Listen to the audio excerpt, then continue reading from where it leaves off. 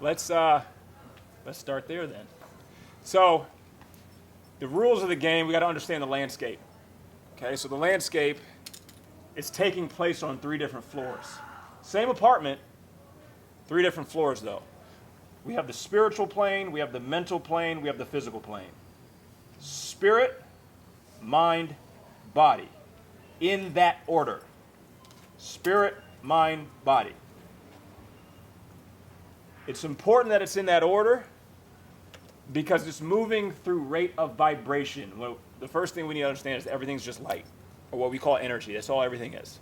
This is energy, this is energy, this conversation we're having is energy. There's nothing in this universe that is not light. It is everywhere all the time, omnipresent, whatever you want to call it.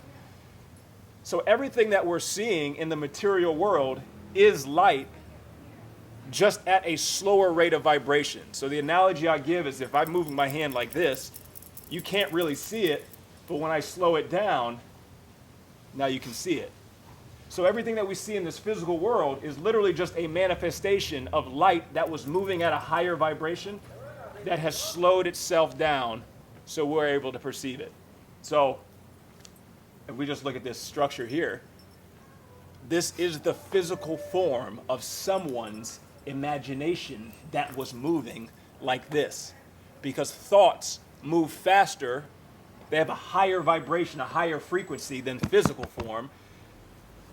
But everything will start with the unseen at the higher vibration. So that's why we're starting with spirit, mind, body. We can perceive the physical body. I cannot really perceive your mind. I can just see your actions that are dictated through your thoughts of the mind. But then the spiritual plane, we can't perceive, but here's what we can do. We can feel it. How many times you walk into a room and you can feel somebody's energy? Right? We were all at dinner last night. I could feel everybody's energy. I can feel what other people are not necessarily going through, but I can feel whether someone's energy is up or down. It's because energy was this universal language. That's what everything was. We are energetic beings. So that's the most important thing to understand, because energy is the communication from your physical body to the spiritual you. So just for name purposes, spirit, mind, body, higher self, ego self, lower self. Yes? So when you refer to light and energy, are you talking about the same thing? Same thing. Light, energy, consciousness, same thing. Just higher. So we got higher self, ego self, lower self. Most of us in this world think that we are the ego self. The ego self is on the second plane and it projects downward to the physical plane. So this is why sometimes we'll have attachments to whether it's relationships or material possessions, or money's obviously a big one. It's because the ego self is seeking to create an identity using physical things. And the reason why is because the spiritual plane, the higher self, it's self-knowing. It doesn't need an identity. It knows that it's everything already. So sometimes we refer to this as bliss. It's like, I don't know, it was weird. Like I had like this moment of just like, I don't know, like there was no words. That was you experiencing the higher self. So I have to say that because everyone's higher self is what led them here. This is why you all are here. There's a reason why this was made public, but only you all came. I used to think things were like coincidental or random or that happened, so you go to free will. Within this physical plane, the lower self, the ego self, they don't have free will. The only thing that had free will was the higher self. And this is why we were supposed to remember, because we could literally start to create whatever we wanted from the higher self as long as there was an alignment. So when we say being in alignment, that means your awareness, your consciousness, your energy is in line with that which you actually are of the higher self. So for us to learn how to create our reality however we want, it won't be done from the ego self. The higher self will use the ego self, which then will carry it out in the lower self. But the only way to do that was to have an awareness that I was not the ego. It was merely a tool. It's like getting in a car. Your ego is a car. That's all it is. Imagine getting in a car and you really think that you're the car. Like, truly. You wouldn't let anybody park next to you. You'd be freaking out when you're on the road because cars were next to you because you were like, oh no, what's going to happen? No, you're not the car. You were the driver of the car. So imagine this analogy: higher self, ego self, lower self, gamer, video game controller, avatar in the game. So Super Mario swears he's jumping over the pits and jumping on Goomba's heads and doing all this cool stuff, jumping up and getting the coins and the mushrooms. Little does Super Mario realize that there's a dude on the couch that's controlling him. So this is how we were able to create video games. We're just copying the technology of how we actually exist. When we are in alignment with our higher self, now you can create this reality, this video game, however you want. This was the cool thing about being a human being. You could be in the game, and you could control the game as well. Mm-hmm. But there had to be alignment. So how do we do that? Your heart. Your heart. Your heart was what led you and linked the lower to the higher. If we even look at our chakras, we have our root chakra, our sacral, our solar plexus. These are responsible for the lower self. But then we have the heart, and then we have the throat, then we have the third eye, then we have the crown. If we notice, there's 3 above the heart, and there's 3 below the heart. The heart was what linked the spiritual world to the physical, the higher self to the lower self. So which is why we were always supposed to only do what we loved. You guys realize, like, we are the only creatures that don't do what we love to do. That's wild. Like, truly. I was sitting on the beach and this dog comes up to me, licks me on my shoulder, comes and sits down next to me for, 10 minutes. And then a guy ran by and he got up and left me and ran with the guy. The dog never was like, oh my gosh, I just laid there on the beach with that man and now I'm going to leave him behind. There was no attachment. He just left and went and did what he did. Believe it or not, this is what we were supposed to be as human beings. Now, granted, I know we have responsibilities and we have to pay bills and take care of our children. And I can't just go lay in a forest by myself knowing that my kids have to eat lunch today. But you were always supposed to follow your heart. This is what human beings refer to as our passions. Are you doing what you love to do? Are you being who you love to be? That's the question that every man, every human being must answer, because this was what was going to get you on track with your higher self, and that is what we call our purpose. So we always wonder, like, what's my purpose? What's my purpose? Find your passion. And then go after your passion. And then when you do that, you will start to get in alignment. And you'll know when you're in alignment because there won't be any words to articulate it. I can't describe it to you. I can't. Somebody would have told me 4 years ago I'd be doing this. I'd be like, you're crazy. There's no way. There's no way. Well, I hit rock bottom. I lost everything. I got a witness here. She saw it. She was there. Unfortunately, you had to be a part of it. Lost everything. Had a business partner, stole everything. Before I know it, I got a knock on the door. It's the FBI. Now the FBI is sitting in my living room for 4 hours asking me a bunch of questions about this guy. And I'm like, well, here's what happened. Here's this. And he's like, okay, well, you're going to help us now. I'm like, I am? Okay. So go get a fake email address. Go get another cell phone. Here's your code name. Your code name is Crossbow. When we meet you and we pay you, you will sign Crossbow. You will not put your real name. I'm like, okay. He said, realize if somebody's pulling in behind you, that's probably one of us. There has to be a witness when you sign for this money. How did I get here? Why? Life was going like this, and then it literally did that. I used to go sit out in the woods by myself, not knowing why. I had no idea. I was just doing what I felt like I was supposed to do and not consciously doing it. But now I look back on it. The one who was controlling the video game was doing it. It wasn't me consciously. It wasn't the ego self. It wasn't the lower self. The higher self was like, okay, it's time. It's time. So I say that because through this low point of contemplating suicide, of figuring out what am I going to do with my life, I got so low that I said, you know what, I got nothing to lose now. I'm just going to do what I love to do. What do I love to do? I love to help people. I don't care what that looks like. I don't care if that means I'm picking up trash. I'm just going to, whatever it is. The ego had moved out of the way. So we're not supposed to kill our ego. You're supposed to gain awareness so now we can use it as a tool. So this was the point of the journey, was essentially the lower self to give the controller to the higher self, and then the higher self could use the controller to control the lower self. But let's understand what the controller was. It was your mind. So this is why you see me wearing shirts that say life is mental. Like, no, literally, it is mental. It is the thing that brought heaven to earth. It was going to be done through the mind.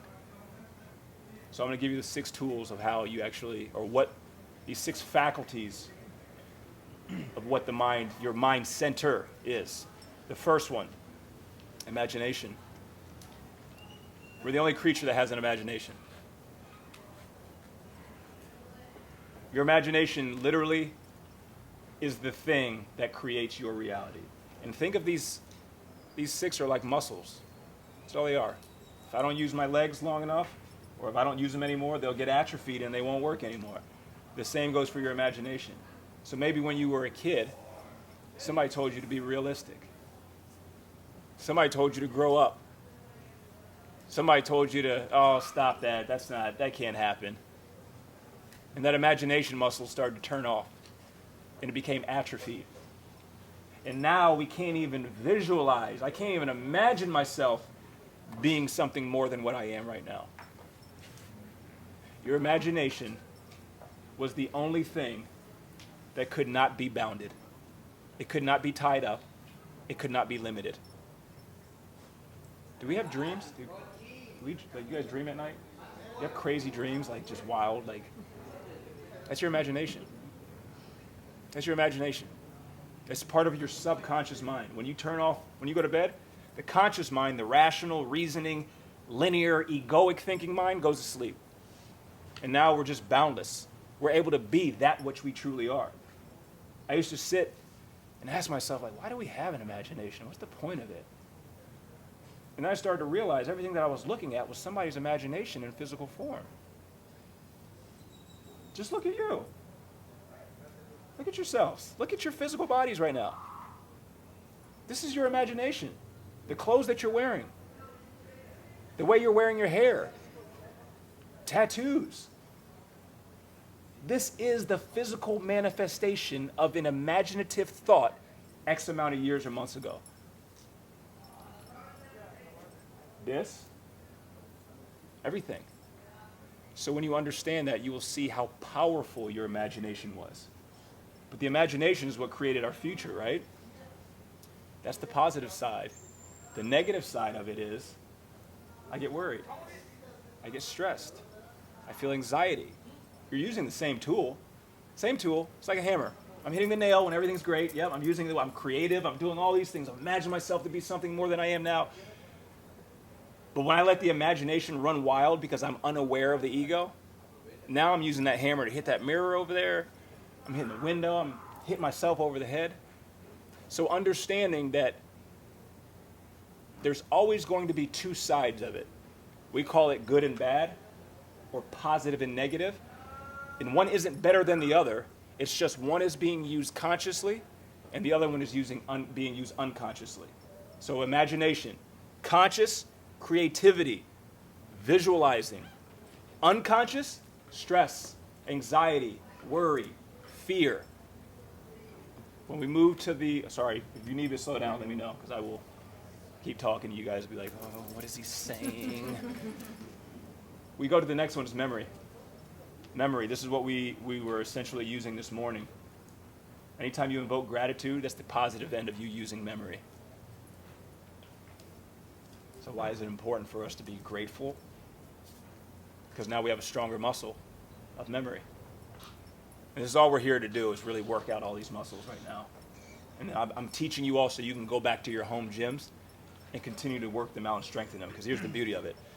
The stronger your mind muscles are, life has to correspond to it as well. It has to. So if I have a strong imagination, my life will mirror my imagination. If I have a strong memory muscle, I'm going to be so unbelievably grateful, like there's nothing that could ever bother me. So it's about us developing these muscles of our mind, which moves us to the third one, intuition. Intuition. In means inside. It's inside of you, meaning you were born with it. Intelligence, intellect, what else? Anything that starts with I-N. You were born with it. Tuition. We go to college, we pay tuition. That's what we pay to learn. It is your inner teacher. Intuition comes from the spiritual plane. It's your higher self. So here's the three ins, I-Ns, for the three planes. On the spiritual plane, you have intuition. On the mental plane, you have intellect. And on the physical plane, we have instinct. Say that again here. Spiritual plane, intuition. Mental plane, intellect. And the physical plane is instinct. Yes, sir. So that's your fight or flight. Yep. So I don't want to make it sound like the ego's the problem, but we have built-in mechanisms to keep us alive, but then the ego runs with that. Instinct and intuition work fantastic together. What happens is intellect is what screws everything up. So you'll get this hunch like, oh my gosh, I'm supposed to start this business. I know I'm supposed to do this. I'm supposed to do this. And it just came out of nowhere. Where did this come from? You feel inspired, like, yeah. And then you try to think your way through it. Well, yeah, but that's not going to make me anything. Like, what if it did it? And you get stuck. It's because intellect gets in the way. So I know for me, taking time to be still every morning is how we tap into intuition. Because you can only access the spiritual plane while we're here in the lower self through the present moment. The present moment is how we access it. So if I'm still, if I'm quiet, if I'm meditating, if I'm breathing consciously, if I'm only here mentally, now the bridge is open for me to tap into my higher self. And here's the thing about the higher self. The higher self exists outside of space and time. So now there is no past, there is no present, there is no future, there is no such thing where the higher self dwells. So if that's the case, that means the higher self already has all the answers. If that's the case, why would we ever stress out or worry about anything? For what? There's no need. That which is actually playing the video game has it all figured out. Believe it or not, no matter what you've been through, no matter what you've endured, this was all part of your plan, for sure. Now, 4 years out, I can tell you exactly why everything happened the way it did. I can tell you, oh yeah, I was supposed to have everything taken away. Absolutely. And here's why. This happened after that, and then because that happened, this happened, and then because this, I had a shift, and all this is... And then you look back on it, you're like, oh wow. This actually was supposed to be this way. Just look at everyone's life. I don't know when everybody was born. I know your birthday. I know your birthday only because you're December, so I remember yours. We were all born at different times in different places, but yet here we are sharing the same space right now.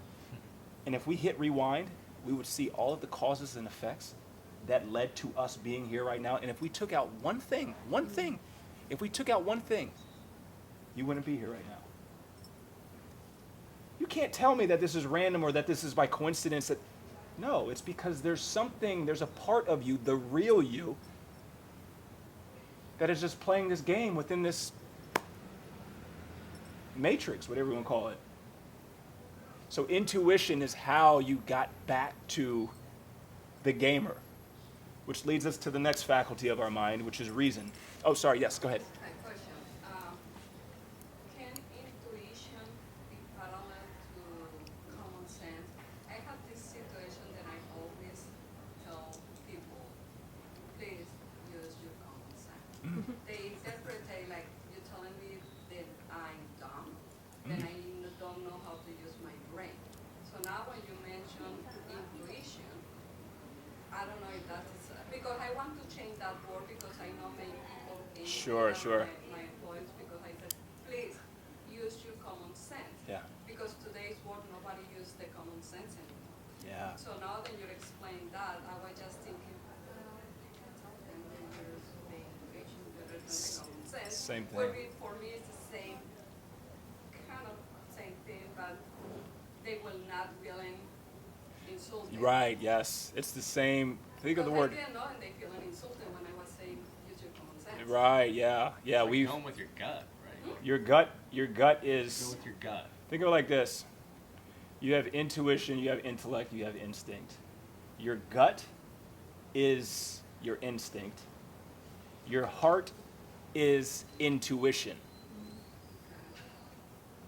Your brain is intellect.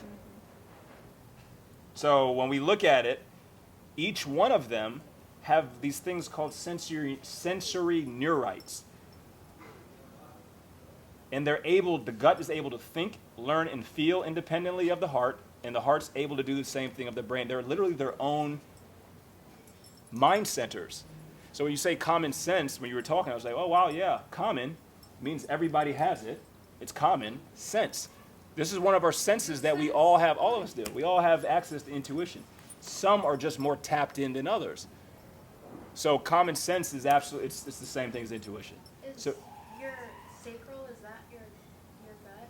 your sacral, yes, essentially is your gut, your gut energy center. Yeah. So reason is the fourth one. Reason. This gets us in trouble. Reason gets us in trouble. Reason, I don't know what's going on there. I'm trying to reason what is that. My intuition is telling me leave it alone. What in the world that is. You need to use your common sense.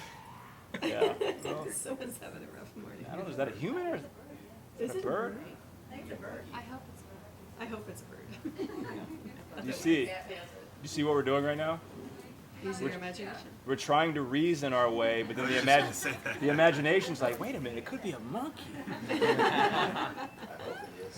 But also can be like I'm so concentrated here that I didn't hear the noises that you're talking about, and I'm like, what the hell? Oh, Yeah. that's My mind She was didn't here even with hear it right now, then I ignored the whole. Yeah, now you got whatever that is. Well, we can, right? Now you brought me back to The present moment, right? So what reason is our problem-solving ability. This is how we figure out how to get to Mars or get to the moon, or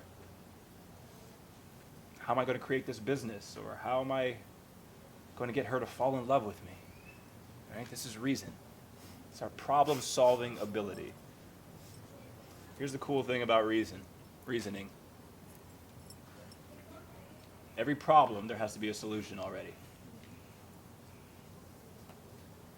They come together. We'll talk about it here in a bit, but like they come paired together. The key is to not necessarily don't use reason before intuition. Intuition must come first. If you try to use reason before intuition, all you're going to do is stunt imagination.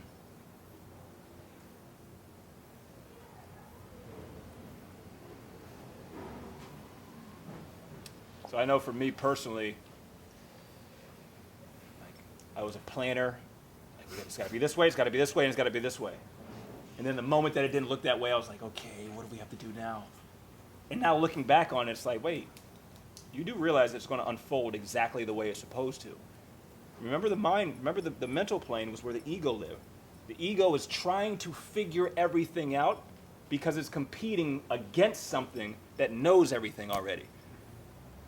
So it's like you going to a new location with somebody else, and they know where they're supposed to go, but you don't. And you're trying to prove to them, like, no, we go over here. And they're just like, okay, sure. All right, you keep thinking we go this way. And they just let you keep going. Because through you going all these ways that's leading you away from the target, you're going to learn a little bit more, like, oh, well, I guess this and this and that. Let's go back this way. So this is the way the higher self and the ego self are kind of operating. And reason is what the ego self uses within this physical plane for the lower self. Which brings us to the next one, the fifth one, which is a game changer. It's perception. If there's anything you all take away from this, that your reality is a reflection of your perception, period. I could probably leave. We get back on our flights and go back home now. We're done. Perception. We could use perception right now. Right now, right? That someone's either dying or they're having an exorcism. Right? How about that? Our reality is a direct Like- reflection of your perception. It's a car. Right. Perception determines how you experience a situation. Your reality is a direct reflection of your perception. Perception determines how you experience a situation. How you experience it is what we call reality. So your reality is your perception of a situation. So we say the glass is either half empty or half full. And how you experience that glass is based upon your perception. So this is to change your life, to change the trajectory, to create the new version of you. Let's understand that there is no such thing as anything being good or bad. There is no such thing as anything being right or wrong. That is just a perspective of the situation. So we say that, oh, well, that was bad that happened. How? Because 5 years later, look what life looks like now. And it's a direct result because of that. Now, it was good, wasn't it? So when you're going through something, you're like, oh my gosh, this sucks. Remind yourself that's just a perspective. There's this old Indian folk tale of the 6 guys and the elephant. Have you ever heard of this? 6 guys and an elephant. They're 6 men, they're blindfolded, and they're put at different parts of the elephant. So one guy's touching the trunk, the other guy's touching the ears, the other guy's touching the butt, the other one's touching the tail. And they're talking, describing what they're feeling. And the guy who's touching the trunk is like, wow, this hose is so thick. And the guy who's touching the tail is like, oh my gosh, this rope. And the guy who's touching the side is like, man, this wall is so hard. And then they start arguing about it. They're arguing about what they're experiencing. He's like, no, this is a hose. No, this is a rope. Understand when you offend somebody, you're only doing half of it, Yes, exactly. right? Exactly. What'd you say? I say something, and then you will perceive it from your perspective. So I can say, this sucks, and you take offense to it. It's your choice to take it. That was your unconscious choice to take offense to that. So this is why we should never, ever, ever argue with anyone. Because that was just their perspective of this situation.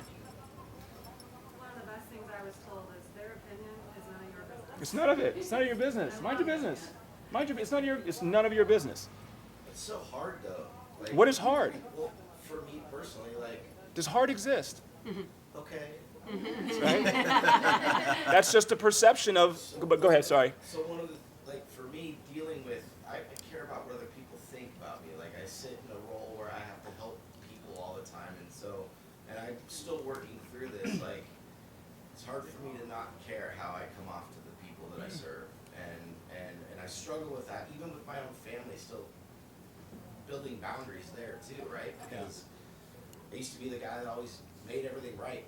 I was the glue, right? And I'm trying to break from that. It is hard. Sorry. It's something that I'm working on that will get me to that next level, though. This is what happens when we're children. We essentially are being formed. We're like clay, and we're being molded. We're raw. But we're supposed to, as parents, as guides, we're supposed to receive the things that we need. But what's happened is there's a generation, I don't care who you are, there's a generation that's above you that is unaware. So now they're taking their perceptions and their perspectives and putting it on us. And then now here we are as adults, and we're living our life and perceiving our life through someone else's programming of our perception muscle. So what ends up happening is parents are supposed to lead us and guide us to develop our own perspectives of ourselves until we get to an age that our perception muscle is developed enough and we can develop our own perceptions of ourselves. But very rarely do we, and here's what ends up happening. Wait. What age is that? That we That start. they can start to develop their own perceptions. Oh, a child, like usually 9, between 8 and 10 is when you can start to see like, oh, they're their own human being. They start using their words. Yeah, they start like, oh, I can't just make you wear this. Like, you don't want to wear that, or you want your hair a certain way. Oh, we're already there. But here's what ends up happening now. We develop this unconscious program of, I need to take on your perception of me to make you happy. And now we've become what we call pleasers. And really what pleasing is my unconscious ego saying, I will do whatever you want me to do, because then I'll have your validation and approval, because I never learned how to do it to myself. So as we go on, I'm going to teach you all, nothing exists outside of you. Like, literally, nothing. Everything is just you. Everything is you. Period. Why? Because of perception. That's why. So I'm experiencing my life through my perception. We're in the same room, but you're not experiencing the same thing I am. So this is why we were never supposed to fight or argue with anybody, because it wasn't about agreeing with someone else's perception or perspective. We were just supposed to understand it. That was it. So I want to talk to someone who does not agree with me. I want to see your perspective. And so oh, wow, I see why, yeah. Because the more view, or the more you can see the elephant, if I can touch the rope, if I can touch the hose, if I can touch the ear that's a fan, if I can touch the wall, the more perspectives I can experience, now I get a better view of the whole picture. So that's what judgment is when we judge someone. It's because we don't have the whole, we're only looking at a little piece of it. How many times do we do that? We'll look at somebody and be like, oh, what are they thinking about? And then you hear their childhood, you're like, oh my gosh, wow. I can't believe they're great. Well, you weren't saying that earlier when you didn't. It's because we've just broadened the hole that we were viewing them through. So your life is literally like this. You're just looking through this lens of perception. And along this journey, the more you learn about yourself, it expands. And you'll see that it's limitless. So I can see everything from probably here to here, but I can broaden my awareness to become aware of things back here and things down here. And this is the beautiful part about us being what we actually are. So, which leads us to the last one, which is willpower. Willpower is really, really important. Willpower is the directive force to control thoughts.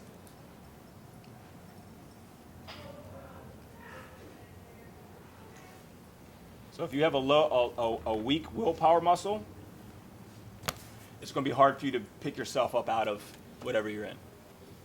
So willpower will be directly tied to your energy levels. So you have low energy, you will have low willpower. I have high energy, I have high willpower. So think like this, your thoughts, it allows you to steer your thinking. And my thinking is what manifests my emotions. And my emotions will be what manifests my actions. And my actions are what are determining my reality. So if I have a low willpower muscle, now I just sit here and I can't pick myself up out of it. I can't change my thinking. So this is what happens sometimes when we hear that people like we feel stuck or I'm in a rut. That's a direct correlation to your energy levels, number one, but then also two, the atrophy of your willpower muscle. So how do we develop this willpower muscle? Through you doing things that you really don't want to do. I don't want to work out. I don't want to. I do it because I don't want to. So now I'm doing it not to like get in shape. I'm doing it to develop my mind muscle because I realized that my mind was what was going to create my reality. So now I'm using the physical plane to strengthen the mental plane. So food's another one. Food has been unbelievable in my life in terms of expanding my awareness. I used to eat things because my mom used to tell me, don't you dare waste that. You better not waste that. If you put it on your plate, you better eat it. So now, we make dinner, and there's leftovers. I got to eat it. I'm not even hungry. And now here I am sitting on the couch. Oh, my gosh, I'm miserable. Now my energy levels are low. So now, guess what? Next morning, when it's time to work out, I'm not going to get up and work out. Why? Because my energy levels are too low from me unconsciously living out an old program, an old perception, an old thought loop. And the only reason why she was like that was because her mother was like that. So really, I'm living out somebody else's life generations before. You all have the ability through these 6 mind muscles. When I tell you, like, you can literally become anything. Anything. You are literally limitless. Like, I'm not like trying to like, I'm not exaggerating. Like, there's nothing you can't do. Nothing. I'm a living testament of it. Ask that man right over there. He thought I was crazy, I'm sure, at some point when I was talking and saying, we're going to do this, and we're going to do this, and we're going to do this. And he's probably thinking like, well, how? How are we going to do this?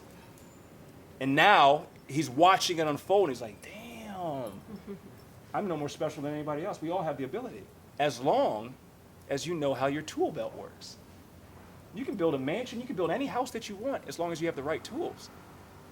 These 6 tools were the thing that we use to create our life. So let's hold right there. Questions, anything. I just read a cool kind of blurb what we were talking about. Tony Robbins' Awaken the Giant Within, it's an OG book from the 90s. Sure, yeah. And basically said, you know, I went onto the beach and brain dumped for 3 hours into a journal of what my future wife looks like, my career, my finances, my this. I put all restrictions off the table. I didn't look at my accolades, my degrees, my anything, what is truly, fully possible without ego or anything else. And it was like a 20-year timeline. He said he completed about 30 or 40% of it within the next year and a half. Wow, it's crazy. Like, let's understand energy. Everything is just energy, and all energy vibrates, and all vibrations carry a frequency. So everything that you see in the physical world is just the lower rate of vibration of the same thought. That tool that you're using, called the imagination, had no boundaries. None. So you could literally create and do anything as long as there is these 3 parts of the mind that we're using, right? These are the 3 energy centers. The third eye, the heart, and the solar plexus. Thought, feeling, action. This was how you created whatever it was. I had to think of what it was. Okay, what is it? What do I want to do? Then I had to feel what it would be like experiencing that already. When I feel what it is, I have no choice but to act on it. You will always act on what you feel, always. So, business, for me. I stopped trying to grow a business. I stopped. There's no point. For what? The business was the last thing. For what? How about I just imagine what the end result would already feel like? And then everything will transpire exactly the way it's supposed to. What I used to do would be try to reason my way through it. Okay, I got to do this, then this has to happen, and then that. That is Super Mario trying to play the game when he doesn't even know what's coming up on the next board. He has no idea. The gamer already knew what was coming up next. It's about us getting out of our own way, and we do that through going back to our past, our childhood. People don't realize, like, for you to create your life, you got to go back in your childhood. That's how you do it. The child was the dreamer. The child was the dreamer. We all have it. We all have this inner child who's just capable of thinking of anything. Our son loves Ninja Turtles. And he had like some, what do they call, like water socks or aqua shoe, whatever. Like, they have they're just flat. They're like on the ground. He's running around. He had knee pads on his knees. And I pulled up at the house one day. He was running around the house. I'm like, what are you doing? And I just sat in the car and I just watched him. He had like a sword, and he had a stick, and he was over here swinging it around. I'm like, oh, he thinks he's a Ninja Turtle. In his mind, you couldn't tell him he wasn't. He was a Ninja Turtle. And I just sat here and watched him. I was like, am I doing the same thing? Am I doing the same thing? Are you all doing the same thing? This child hasn't been told that this is crazy, and you're not being realistic, and this isn't what you do. We lost that. We left it. So raise your hand if you're afraid of abandonment, being alone, being left. This is because the first abandonment that took place was us leaving that child. We left the dreamer. We left the part of us that knew it could do and be anything. Deep down inside, it already knew. The child is the part of us that will create our reality. The child is the one that doesn't need something in order to be happy. The child is the one inside of us that knows it already has everything because all it can do is be present. So we speak of this place that we call heaven, or in Hinduism they refer to it as, or Buddhism, nirvana. It's here. So this is why when you read Christianity, it talks about the children were the greatest in heaven. The children were the greatest in heaven. Your child inside of you is what is going to be used for you to create your life, period. But if I have a childhood that was broken, or I have trauma, or I have things that I grew up these programs that I'm not enough and I need to have this and do this and then I'll be enough. Now that child has just been taken over by the ego. And now everything is contingent on what's going on outside of us. You already had everything inside of you, all of us. It was about unlocking the parts of us where it was hidden. How do we do that? We increase our awareness by going back. So here's what we do. Okay? I told Carla, I said, if nobody cries on this trip, I didn't do my job. I already have, so you're good. Okay, I'm done here. We're out of here.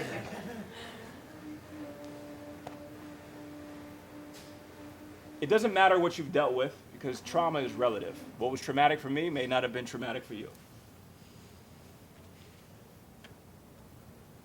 But there's certain things that we needed to know that we never got told growing up.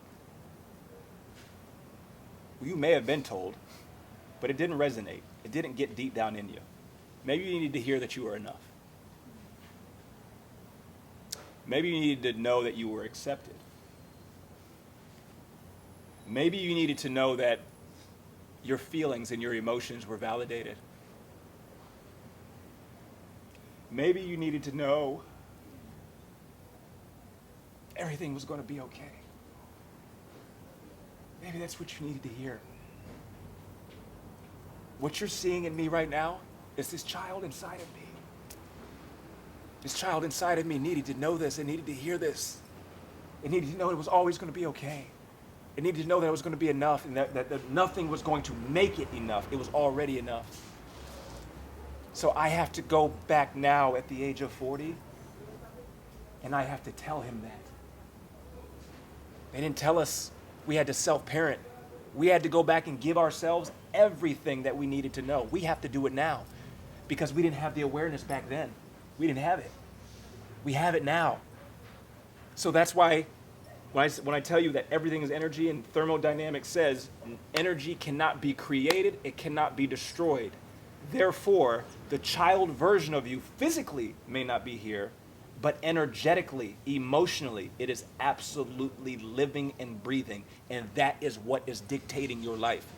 So I can look at someone's life and the quality of it and what they're doing in their life and the alignment, and it will be in direct correlation to the healing of this child inside of you. So constantly, you need to be affirming yourself. People don't realize what affirmations are. That's why we gave you those affirmations cards. Affirmations are you telling the child inside of you. You're not talking to the adult. The adult I already know I'm enough. I know that. It's the 8 and 9-year-old who doesn't know it. It's the 10-year-old inside of me who no one wants to play with him because he's the new kid at school, who's sitting at a cafeteria lunch table by himself and feels alone, he feels abandoned, he feels isolated. I got to go back and tell him what he needs to hear. So I'm going to give you guys 15 minutes, 20 minutes. You're going to write to this childhood version of you right now all the things that you needed to hear. What was it you needed to hear? I needed to know this. Maybe it's not 10 or 15 minutes. But go ahead and write down all the things that you needed to hear and you needed to know growing up. You didn't have to have cigarettes being put out on you for you to have to need to hear something. We needed to know and hear certain things. And I will tell you this, it will usually come down to validation, acceptance, approval, enoughness.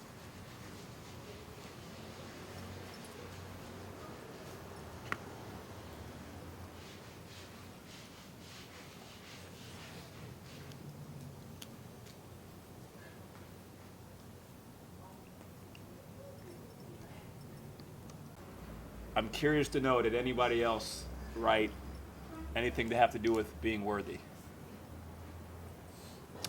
Did anybody else have anything to do with being enough? Now, up until this point, we didn't know anybody. We didn't know each other. Right? Maybe social media, maybe a couple interactions here and there. How is it that all of us struggle with the same thing? The Sagittarius in me wants to know why. Why? Why is it we all need to know if we're enough? Why is it we all struggle with worthiness? It's the same thing. Why? This just racks my brain for oh my goodness. I'm gonna tell you why. Because the whole point of it, the reason why we're here, Dee Dee, was for us to remember that we were not the lower self and we were not the ego self, but we were the higher self. And the only way to do that was by increasing the lower and the ego self's awareness. And the only way we can increase our awareness is through lower energies that we call trauma, hardships, just carries a lower vibration. So now because of that lower vibration, I have to do healing. And now because I'm healing, I'm increasing my awareness. Because I'm increasing my awareness, I feel more positive. What does positive mean? What does positivity even mean? What is that? Positivity in the sense of vibration on the scale. So now I have a higher vibration, I have more energy. And because I have more energy, a higher vibration, a higher frequency, I have access to higher states of consciousness. I have more access to my higher self in the lower self. So this is why I'm telling you, this journey that we call life, if you want to truly, create and become everything that you can, it's through you increasing your awareness. But the only way to increase my awareness is to go back and heal the unawareness that existed. So all of this, I like to think of it as all these things that you need to give yourself, that's the mission. That's the mission. And the battle is what we call hardships and lessons. So the mission is make sure I'm enough, make sure that I'm worthy, to realize all of these things. And then the universe gives me hardship. It gives me struggle. It gives me death. It gives me divorce. It gives me breakups. It gives me illness. It gives me all of these things. So I'm forced to go inward and start to contemplate and ask myself, why is this? Why? I have nothing to lose. What's going on? What is it? Fine, I'll go on a retreat. I don't even know the guy. I just see him on Instagram. I'll go. I'll go. But it forces us to start to go inward. And when you go inward, you will see all of these things that you needed to give yourself. The ego had tricked you to make you think that things on the outside were what was going to give it to you. You were already enough. You were already safe. I'm already worthy. I am already worthy. It's Derek who is not. Do you see the difference? Derek was the ego self. I am the higher self. Me and my is the lower self. Do you see? So when we say myself, that's wild. That makes no sense. Myself? What's going to own the self? Self owns DG. Self owns this. Myself, yourself. Every time we say self, that was referring to the real you, the I, the immortal. That was what you were. It was already secure. It was already safe. It already had everything that it needed. But because we're unaware, the ego self makes us think that, well, I gotta have a bigger house and then I'll be enough. I gotta have more money and then I'll be worthy. I have to do all of these things to become something. That which you actually were already had everything, already was everything. Well, so what am I supposed to not? What am I, just walk around, I don't care about anything? No. This is what we call detachment. Detachment, meaning I don't need that to feel this. I don't need to be here to feel what I'm experiencing. I could be locked up in a jail cell, and have the same opportunity to experience what I'm experiencing right now. The ego self, though, will make you think, well, we have to go to like a destination to feel this. I have to do that. I have to have this amount of money. I have to. No. That was the illusion that was created. Which leads me to the next point of it. This thing that you call life is light integrated into a finite experience. Life. You are light. We're all light. That's all we are. And here we are in this finite experience. The only point of it was to experience it. From both ends, from both perspectives. Because now you get to see the whole picture. Now it makes a little bit more sense. So I say that because whatever's happened in your life, no matter how good or bad it was needed. So you could see both ends. You had to go to hell so you would know what heaven felt like. And this is what we call duality. We live in a dualistic universe. We have up and we have down. If there was no down, there would be no such thing as up. Yes? Do you ever fall like out of awareness? You specifically. Like for me, I should like, yes, life traumas and things like that, you know, I can grasp that a lot more. Like I truly, you know, believe that at all times, like that's an opportunity to learn more about me in a sense. Sure. But in the spiritual journey that I'm on, I talked to you already about this, but like just this back and forth of like, it's like frustrating of like knowing for sure, like I'll walk around like in love with everything, Right. knowing for real this is real, and then like I'll wake up and be like, dude, I don't remember shit, and I'm like, then I'm in this tug of war and I'm trying to find, and like I dive back into my books and stuff and I get back, but like it's this constant like, you know, just in and out of knowing the truth, and then I'm second guessing it, and then of course then the judgment comes, and you know then I'm back at a lower vibration. Yeah, I do. Kids do a remarkable job of bringing you back to this place of unawareness. Children do.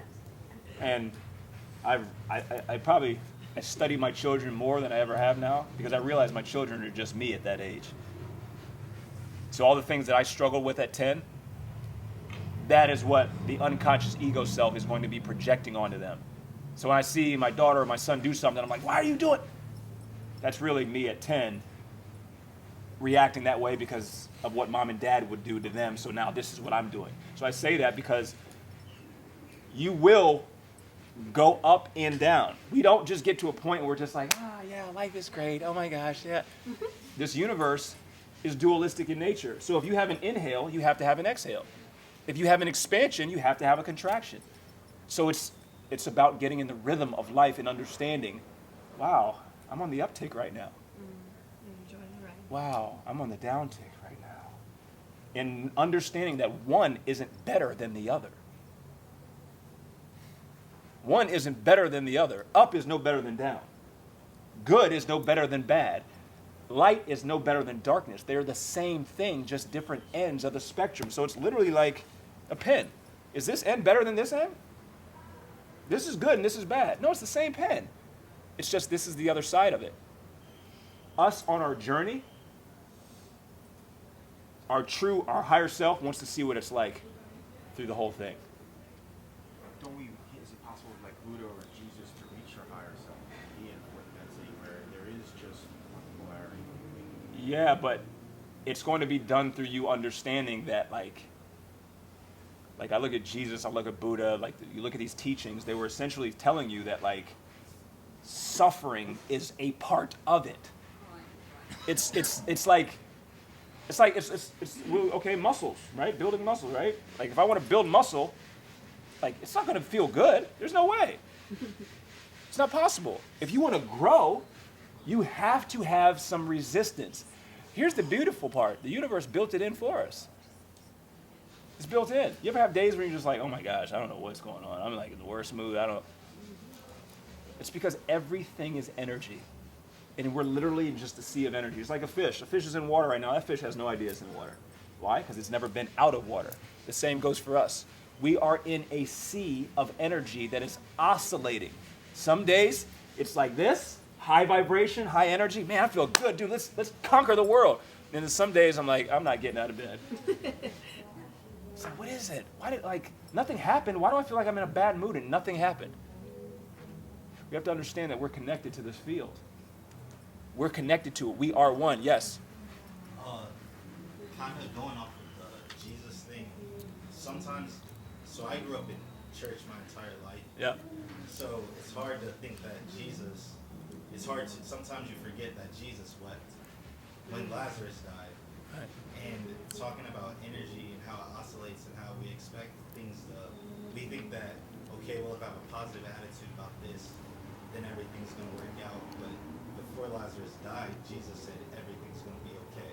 Yeah. And then when he came back and they told him he was dead, it said he like grieved within himself. Mm. And then you think about how the Pharisees like Jesus, you're not. Like, Yeah, you're just stupid. But that's your ego self bringing you back down. You just have to remember that. Yeah. Jesus was just like us. Yeah. That's good. Yes. Okay, no, I think you mentioned about the freedom to choose, right? And that's what Jesus teach, the freedom to choose. I never understood that concept until like Luis, I just started learning how to use your spiritual world. And by the way, I'm his favorite daughter. Anybody not here? I'm Jesus' favorite daughter. Anyway. But I only on some point of I understand about the freedom to choose because we always, I think, I don't know who didn't try with the movie, see him crucified and things like that, but then I realized, then one question I always had was, why everyone so powerful didn't hold their hands to not beating him, but then he will remove the purpose to come, to give us the freedom to choose. Sure. They will take away the freedom to the Romans or whoever did it, the freedom to choose to do whatever they want to do. Right. He had the power and we had the same thing. It's like, unfortunately, like when you were talking about the kids, I like the fact that you said about communication. Because we always talk about communication. But when I'm a parent and when we come to our kids, the communication going one way. Mm-hmm. I say, I do not listen to what you just said. Yeah. And I learned my lesson with my daughter, I'm sorry, when she told me, exactly that for crying sake what you just said is you did not let me to find my own, fix my own mistakes. You're always there for me. Yeah. I broke this and you said, doesn't matter, I can fix it. Like Mario broke, Yeah. I can fix it. She said, no, please mom, stop fixing the thing for me. She's Let learned. me grow. Yeah. I can fix it, but you're just telling me that I'm so dumb that I cannot do it. That's the perception that she received. Yeah. The one that I was giving in my mind, I helping my daughter. Right. In her mind, she's just telling me that I cannot do anything, that I'm so not worth it because I cannot do it. So when you were mentioning about communication and when you're talking about the freedom to choose and when you were talking about Jesus, it's like for me, everything makes sense. Yeah. I'm a logic brain, so Sure. as longer makes sense. So I'm sorry. No, you're I no. don't want because I talk too much, so I try to. No, you're fine. You are fine. I'm always trying to not interrupt everybody, and that's what I wrote down. Like what I need to tell myself. Don't talk too much. Let other people talk. What is? Because you always have something to learn every single minute. But What you just said there helped me understand my mom with my other sister. She helps my sister way too much. My sister is a mess, I mean, to put it frankly, you know, and so please just say whatever comes out because that kind of brought clarity to me on why the dynamic is the way that it is. you see how this works? Every soul's going to take what it needs along this journey. Well, you may think, "Oh, I'm talking too much." She's like, "No. Like, I need this." Do you see how this works? So, yeah, go ahead. I even have something to add for Jesse. I mean, when I started my spiritual journey, like I told you 7 or 8 years ago, you have to remember, you've been doing the same thing every day for 30-something years, and you just started becoming spiritual and awakened. It's not a muscle that just kicks on right away. It takes time and effort every single day. When you look at Kobe Bryant or Michael Jordan, they win a championship and they get interviewed. What are you going to Disneyland? You doing this? No, I'm in the gym the next day. And life is how you do anything is how you do everything. So you can't just make a change one day and beat yourself up day after day that it's not working. The thing that I had to go through is I had to go through 2 different weeks of, mastery and training and ego, and they made me cry for 14 days just to get through my trauma, to get to the other side of, wow, this is what this feels like. But I had to go super deep to get past the demons and the trauma, and it was a 5-year journey. It's not an overnight thing. But turn your clock off. Yeah. Turn it off. There's no time. There's no hurry. There's no rush. There's no timetable for you on your individual journey. Some souls move at different rates because they have different things that they have to do in this incarnation. But my point of this is understanding that it's just you. It's just you. It's just you. I actually don't exist outside of you. You all don't exist outside. I actually was reading this book right here. I've been reading this here for a couple months. It's called The Self-Aware Universe, How Consciousness Creates the Material World. And it's written by a doctor or a scientist. And I wrote one of the notes here on the side, and I said, nothing exists outside of my awareness of it. So the question to ask yourself is, what am I giving my awareness to? That's what we have the ability to choose. I have the ability to choose what I give energy to. The saying, where attention goes, energy flows. The more energy something has, the more it will create. I feel like for me, early on in my journey, I was giving my energy out to things that I wanted to be there, but they weren't there. And it wasn't until I realized to shift that thing, like in here. Yeah. And that's when I finally started to feel the lift, right? And then, yeah, you still wonder what's out there, and you still wonder what may come. I'm a dreamer, like, that's what I do, but if you can put more of the majority of the focus inside, you're gonna get to where you need to be faster, hence why I'm here, right? Yeah. It's beautiful. Yeah. If we understand that every relationship, every interaction with somebody that we have is really just a reflection of us, why would I not spend all my energy figuring out me? How I treat you is really how I treat myself. Because I can't give you something that I haven't given myself yet. I can't. We would say hurt people, hurt people. Yes. Yeah, heal people, heal people. That's all. So we understand that everybody is just a reflection of you. That's all they are. Everything. I love that book. I hate that book.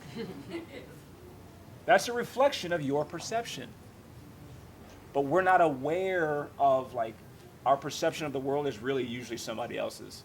That programmed us when we were, like, unconscious, we were little. We trusted that they would give us what we need. And it's not that they didn't do a good job. That was needed for us on our journey, our individual journey, for us to come to the awareness at the rate we were supposed to. So I say that because no matter what your childhood looked like, no matter what it looked like, it was absolutely needed to be exactly the way it was. Absolutely. It was your responsibility, though, through these hardships and struggles that would point you back to your childhood to start seeing what you needed to give yourself. So now when something happens, if I'm upset, if I feel fear, if I feel anxiety, anything of these lower energies, I know it has nothing to do with the situation. Absolutely nothing. It has to do with this situation pulling up out of me something from my past that I was unaware of that I need to go back and reconcile and heal. So let's just say most people are afraid they won't have enough money, right? It's not money. It's what money represents to you. Maybe you got taught growing up money represented peace, security. So now you have a fear of not being peaceful, not being secure. So now I know that this situation, worrying about whether I can pay for this, is just the universe's way of using it to show me you still have a pocket of you that still isn't peaceful. You still have a part of you that's not secure yet. You need to go back and work on that. And then it's my responsibility to see, what age was that? When did I feel the same energy, the same emotion? I remember I was in first grade and went to a new school and I didn't know it. And then I can see that this situation in 2023 was actually tied to something back in 1988. And when I go back and heal that and fix that, now I've just changed my trajectory in 2024. So the more you keep going back, it creates a further bridge of you moving forward. Do we see? I hope I made you see it. So this is, Hit it on the head. like, say it again? So you hit it on the head. Oh, cool, yeah. You can go just as far as willing as you are to go back. Sorry. Oh, So yeah. another thing. It's just that when I was talking about the communication, you were talking about the communication internally, right? Yep. You just say something that you cannot give what you don't have. And if you don't have a good communication to yourself, how you can communicate with others. So if we don't learn how to listen to our spiritual, right? Just to come to this trip, you're asking why you are here. So why I'm here? Because my friend Nancy sent me a text and said, oh, would you like to go to this place? And my first thought, my ego thought with and said, oh, meditation, I've been doing it for 20 years, so I already know, right? That was my first one. Yeah. But my spiritual said, but you always have something to learn. Every single day you learn something, so immediately I said, yes, I will go. Because I listened to my Intuition, my spiritual, yeah. my intuition or something, the spiritual. So what's the two-way communication? The first one say, oh, you don't need it. The second one said, well, yeah, you still need it because every single day you can learn something new. Only if you think that you know everything, that's when you're really the dumbest person in this world. Believe that. So the first thought was that, and then she was asking me, did you read all the stuff and the materials and go on the Instagram? Okay. I said, no, because I didn't want to know what is expected here. I want to have my brain clear. Clear, yeah, experience for what it I didn't want is. to come with my mind already said, oh, he's going to talk about this and this. I just want to listen directly from you in person. Maybe the child, right? How that child think for the unexpected. Oh, I come to Yes. Disney. Yes, I'm not going to see Yes. what Mickey does or what Disney they're going to do. The kid is not going to read anything. Yeah, The the kid kid's is just gonna, going to imagine. yes, Oh, just yeah. experience. I was imagining the sun, the beach, the thing like that. So when she was asking me, did you know what we're going to do there? I know. And I honestly, I really enjoy it because I don't expect anything. I will not be disappointed on anything. Yeah, Because it's totally like unexpected, totally child. yeah. Let out the child come out. Wow. You just, even you speaking, like, this is is why we love like to try new things. It's because there's no lens of perception. So every time you experience something for the first time, you're experiencing the pureness of life. But we have the ability to do this with everything. With everything, literally everything. Wow.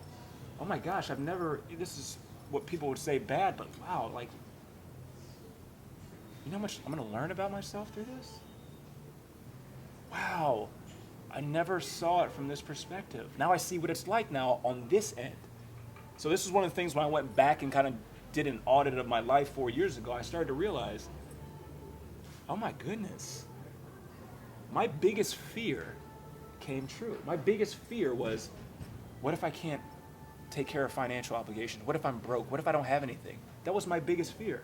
And I got to experience it. And now I look back on it, I was like, it was an illusion. The fear was an illusion. It wasn't real. The thought of it was real, but the actual fear didn't exist.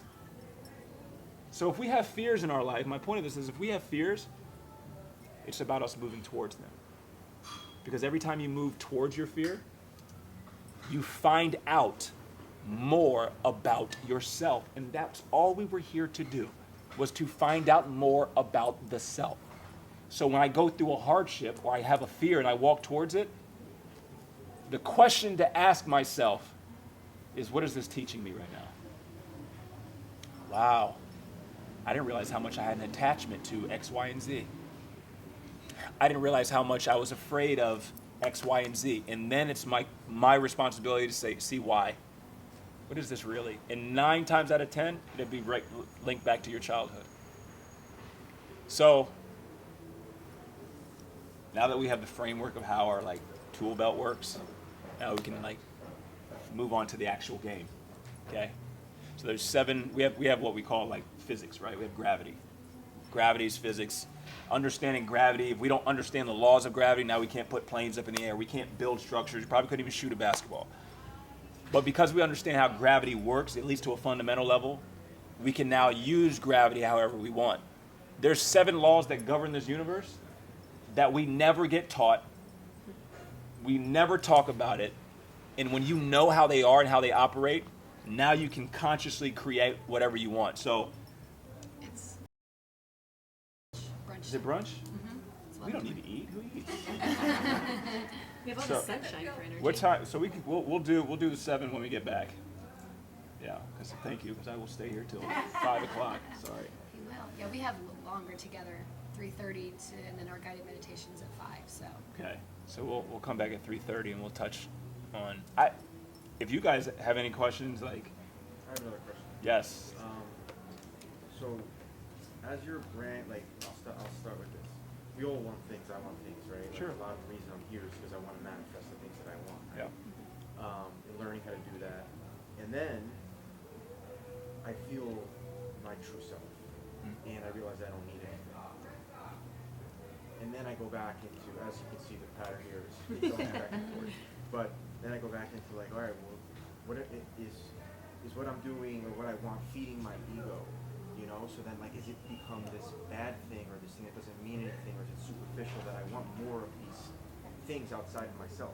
So for you, in your experience right now with your brand as it grows, how do you handle your ego essentially as you get bigger and want to expand even more?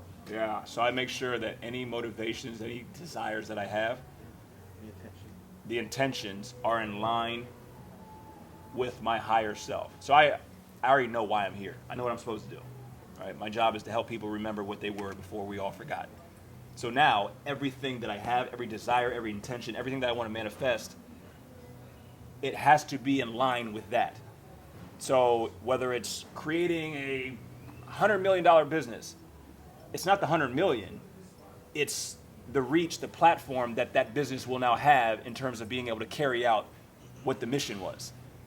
What I used to do is I'd be like, wow, yeah, that'd be great to have that because I'd be able to go buy this and I would have that. And then if I had that, then people would think this. And it's all unconscious, really trying to feed this inner child who never felt like he was enough, who never felt like he was worthy. So this is the big thing with motivations. is making sure you are conscious as to the reason as to why you want it. Why do I want this?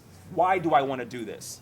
If it's something like you think that thing's going to produce an emotion or a feeling, it's the ego. What if it's love? The feeling that I want? Is that the ego? Love is not the ego, but what the ego does is it can real subtly confuse lust with love. And now think of it like love is internal, lust is external. So lust is conditional, love is unconditional. One more part to the question. Yeah. I've asked myself, what do I want? A lot, because I went through, like, you know, when I was younger, just wanting money, status, and I got a little bit of it and realized that it's just like, it's worse. I realized what I want is like essentially when I see my sister's kid or my nephew, like that feeling that I get when I see that pure unconditional love, that's what I want essentially. So that's what I'm going after, but then I get worried that I am rejecting the vibration of money and things like that. You don't want money. That's not what you want. You don't want things externally, even if it's a relationship that's not what we want. We want the energy that thing produces. We want the emotion. What I was going to say earlier is that this experience, all it is a bunch of little experiences. Here we are in Tulum, or where we had kids, or something happened. They're just a bunch of experiences throughout this existence that we measure by how we feel. Think about it. We love it here because of how it gives us permission to feel like, so when you know that, like this was when I was in a meditation and like my higher self told me, for you to create something, forget about the actual physical thing. It's about the energy that thing gives you. Project that right now. Yes. Right. If I want something, that means I don't have it. And if you don't have it, you'll create more of not having it. So it's about you. This is why we have an imagination, because it gives you the ability to imagine that you already had it mentally, so then physically it would show itself. But a lot of people get mixed up and they're like, oh, well, I don't have it. I can't even imagine. Or it's like, no, you don't ever have to physically have it for you to create it. How else would we create something? It was about, and this is what we would call faith. Faith was you believing and then seeing it, but the ego says, I have to see it and then I'll believe it, which is how? You'll never do it. So, were there any questions from this morning? Didn't have to be just from this morning either. Anything? No? Okay. I got a question for you personally. Yeah. Like, what's next for you? Like, where, this next version of yourself, what is it doing? So I will tell you this. I was just telling him. When you realize that every version of you already exists, it's about you creating a character for the next iteration. So the part of my character that I'm creating is this beard. This is why I'm growing a beard and probably won't shave it here for a while. Because I've already put in my mind what this version of me looks like when it's up there. And it's like, oh, he has a beard and he does this and he looks like this. So the next thing for me is to do what I'm doing now, but to expand it, scale it. I'm just kind of in the business of trying to help souls along their journey. So the more the merrier. Doesn't matter what it looks like. So it could be this, it could be in an arena, it could be at a restaurant, I don't care. I just want to continue to grow because really at the end of the day, everything that I do is just an extension of my inner world. So if I can keep growing on the inside, everything else keeps growing. This is really like the simple part about life. You never had to worry about the outside, ever. The outside actually didn't even exist. It doesn't. The outside was just the reflection of the inside. The inside was the image. You see those mirrors over there, right? Everybody see those mirrors? When we smile at those mirrors smile. But if we don't smile, those mirrors won't do a thing. This is what life is doing. Your inner world is literally creating this outer world. But because we're sensory creatures, we look at the outer world and think that's happening separate from in here. So this book right here is called The Kybalion Hermetic Philosophy. You can read it, but it's It's some pretty deep stuff. But essentially, this is the premise behind this book. It's telling you that nothing exists outside of your own inner world, your subconscious programs, your thoughts, your emotions. Everything that cannot be seen is what's dictating the scene in your life. All the way from your physical body to your actual career to your relationships. Everything is the unseen part of you coming first. When we know that, all we have to do is take care of the scene first, the unseen, and the scene will correspond. So I'm going to give you the 7 laws that basically allow us to play the game. We know the tools that we use. Now it's the laws that those tools are used within. So the first one is understanding this universe is mental. This universe is mental. This is what we call the law of mentalism.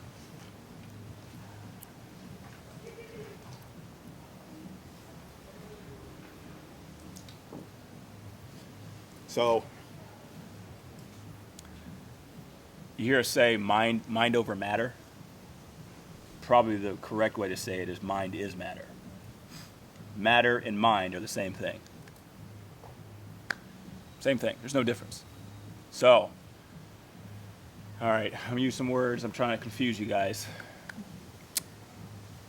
The mind, with a capital M. The mind, M-I-N-D, is the same thing that we refer to as this field of energy that we're in.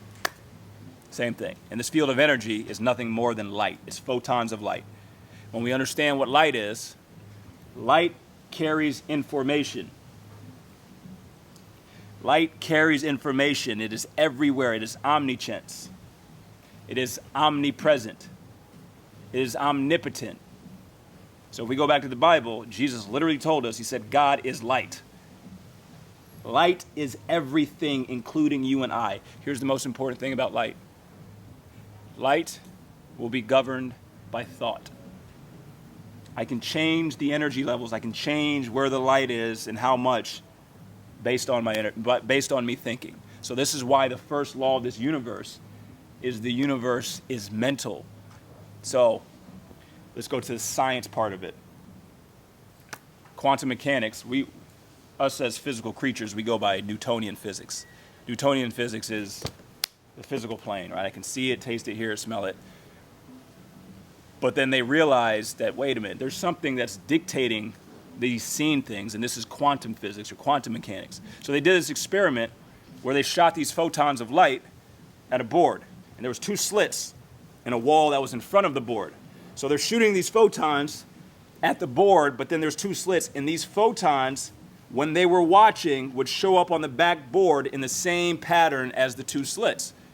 But when no one was watching, meaning there was nobody to observe it, there was an interference pattern. They were scattered all over the board.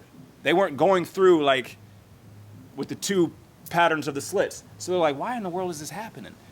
So they came to the conclusion that these photons of light or energy that makes up everything behaves differently when there is an observer. When someone is giving attention to a desired outcome, these photons of light that seem like they're not aware are fully aware. How do you know it's not observed? What do you mean? How do you know that it did that if it wasn't observed? They were, well, I wasn't there when they did it, but they were, I don't know, I wasn't observing. They were taking, so I guess that from what I gather, they did 3 series of tests. They had people watching, they had someone who wasn't watching, and then they had a way of essentially creating an observer, but it was not a human being. And when they were recording it, it was behaving as if there was a human being watching it. So how they actually did it, I have no idea because I wasn't there. But this is the premise behind this, called the dual slit experiment. The dual slit experiment explained and showed that like light acts differently, energy behaves differently when someone has an intention behind it. So when we say where attention goes, energy flows, no, like literally. How many times do you ever think about like, man, I want to get this car so bad, and then all of a sudden you see that car everywhere you go. And we're like, oh wow, I just noticed they were all there. No. What's happening is your consciousness, your thoughts your intention is collapsing these waves of light that are pure potential. They can be anything. They collapse from this into this, a particle of light. So the dual slit experiment showed that light, can be a wave and it can be a particle. Well, particles are what create matter.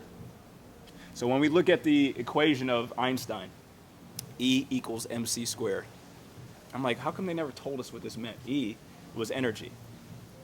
M was matter. C was the constant squared, which is thought. Constant is light. So energy and matter are the same thing times your thinking.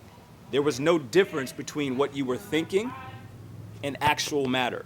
So when I told you all at the dinner last night, was that last night? Yeah, it was last night, sorry. Thank you. When I told you all that this was a dream, that you all are part of a dream that I'm creating, I knew that that thought and this actually coming to fruition there was no difference. It was up to me, though, to experience it from the inside out. So this is where I try to help people to get you to understand. You think because it's not happening, it's not being created. No, it absolutely is. It absolutely is. Have you ever asked yourself, why do we have thoughts? You have a hand. You know why you have hands, so I can grab things, hold on, pick things up. I see why my thumb moves like this, so I can grip things and make tools. Why do we have thoughts? We never asked that question. I did. I wanted to know, what's the point of thinking? Why do we have thoughts? Thoughts come from out here. Thinking comes from in here. Thoughts and thinking are not the same thing. You ever had a thought just pop in your head? Mm-hmm. It's like, where'd that come from? What? Yeah, that's because you are living in the mind. This is the mind. This is where thoughts are constructed.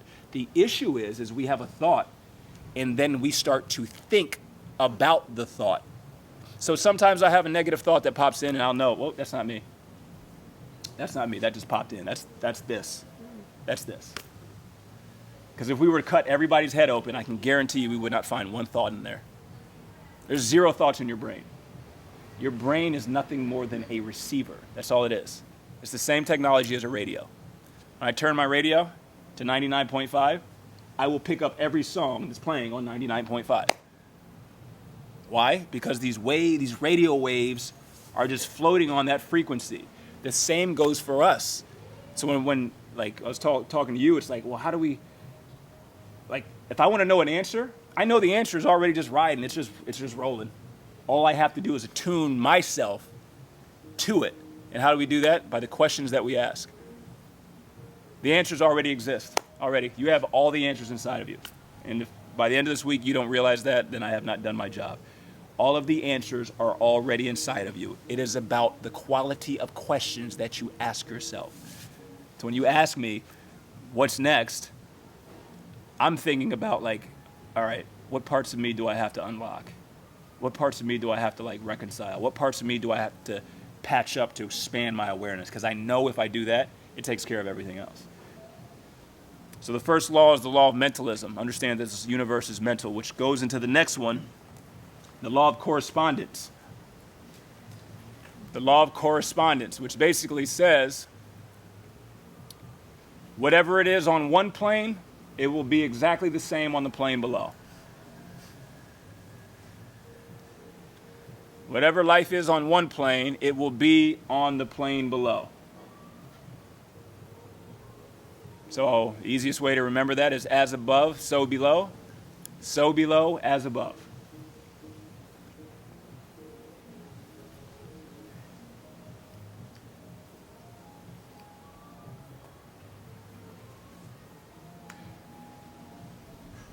Has anyone ever had like a radical shift in their mindset and seen their life change as well? Okay. There's the law of correspondence right there.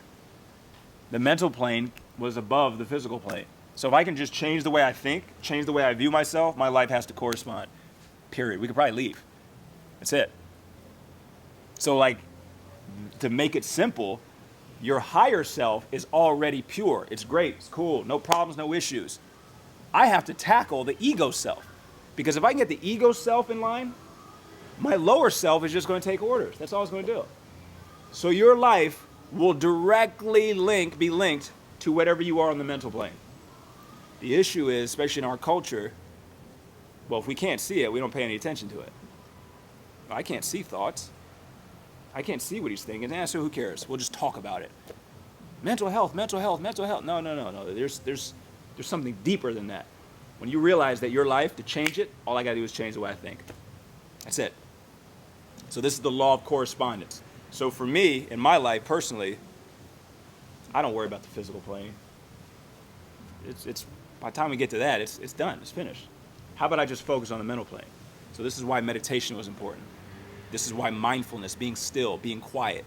This was you regulating that plane, because that plane was going to create the plane below. Which leads us into the next thing. The law of vibration. The law of vibration. So that just says that everything in this universe is vibrating at a frequency.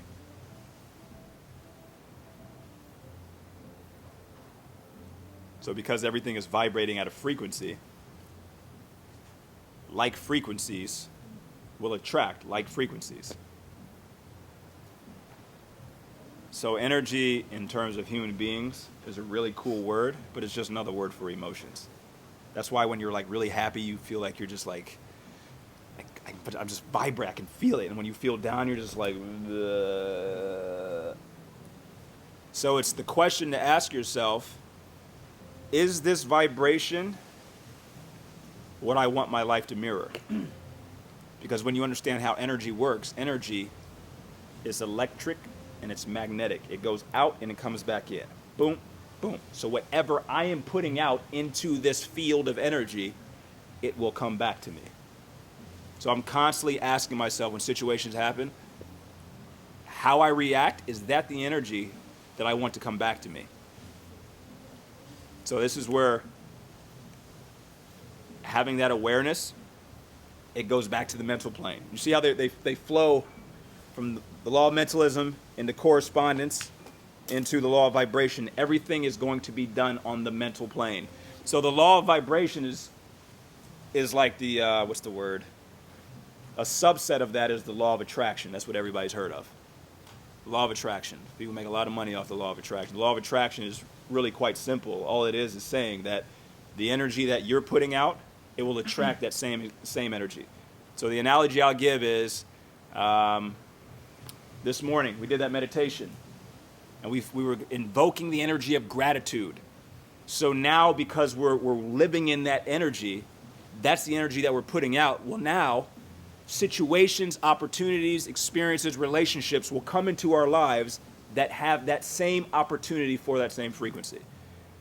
So the more grateful I am, the more I will invoke opportunities to invoke more of that energy. So if I'm eating ice cream with my family and I feel grateful, that doesn't mean the universe is going to give me unlimited ice cream for the rest of my life. That's not what that means. It means it's going to give me more situations for me to feel gratitude. So ask yourself from moment to moment, is this the energy that I want coming back to me? Do I want the energy of fear to come back to me? Do I want the energy of regret to come back to me? Do I want the energy of lack to come back to me? If we're looking at something from like, oh no, how are we going to do this? All right, you got to be careful, because energy doesn't care. It doesn't care. It does not care. All it's going to do is match you, period. So this is where it's important for us to be aware of what we're thinking, because we think thoughts are just, oh, well, I'm just thinking. No, yeah. No, like that's literally your beacon for what's coming back. So what I'm thinking is electric and what I'm feeling is magnetic. I'm going to get deep on you guys real quick. We don't have anything, okay? When you understand, is that a bag? Yeah. Okay, can I borrow that? Okay.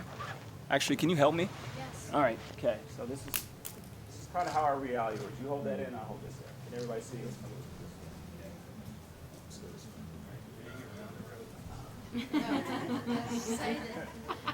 So we can look at this. This is what we call space and time. right? So let's pretend she's on one side of the universe and I'm on the other. She's standing over there, I'm standing over here. So the distance in between is what we call space, and how long it takes for me to get over here is what we call time. The two are interwoven. You cannot have one without the other. Here's what happens. If we were to take, like, I don't know, a planet or something, and we put in the middle, an object that has mass, look what it does. It creates a gravity well.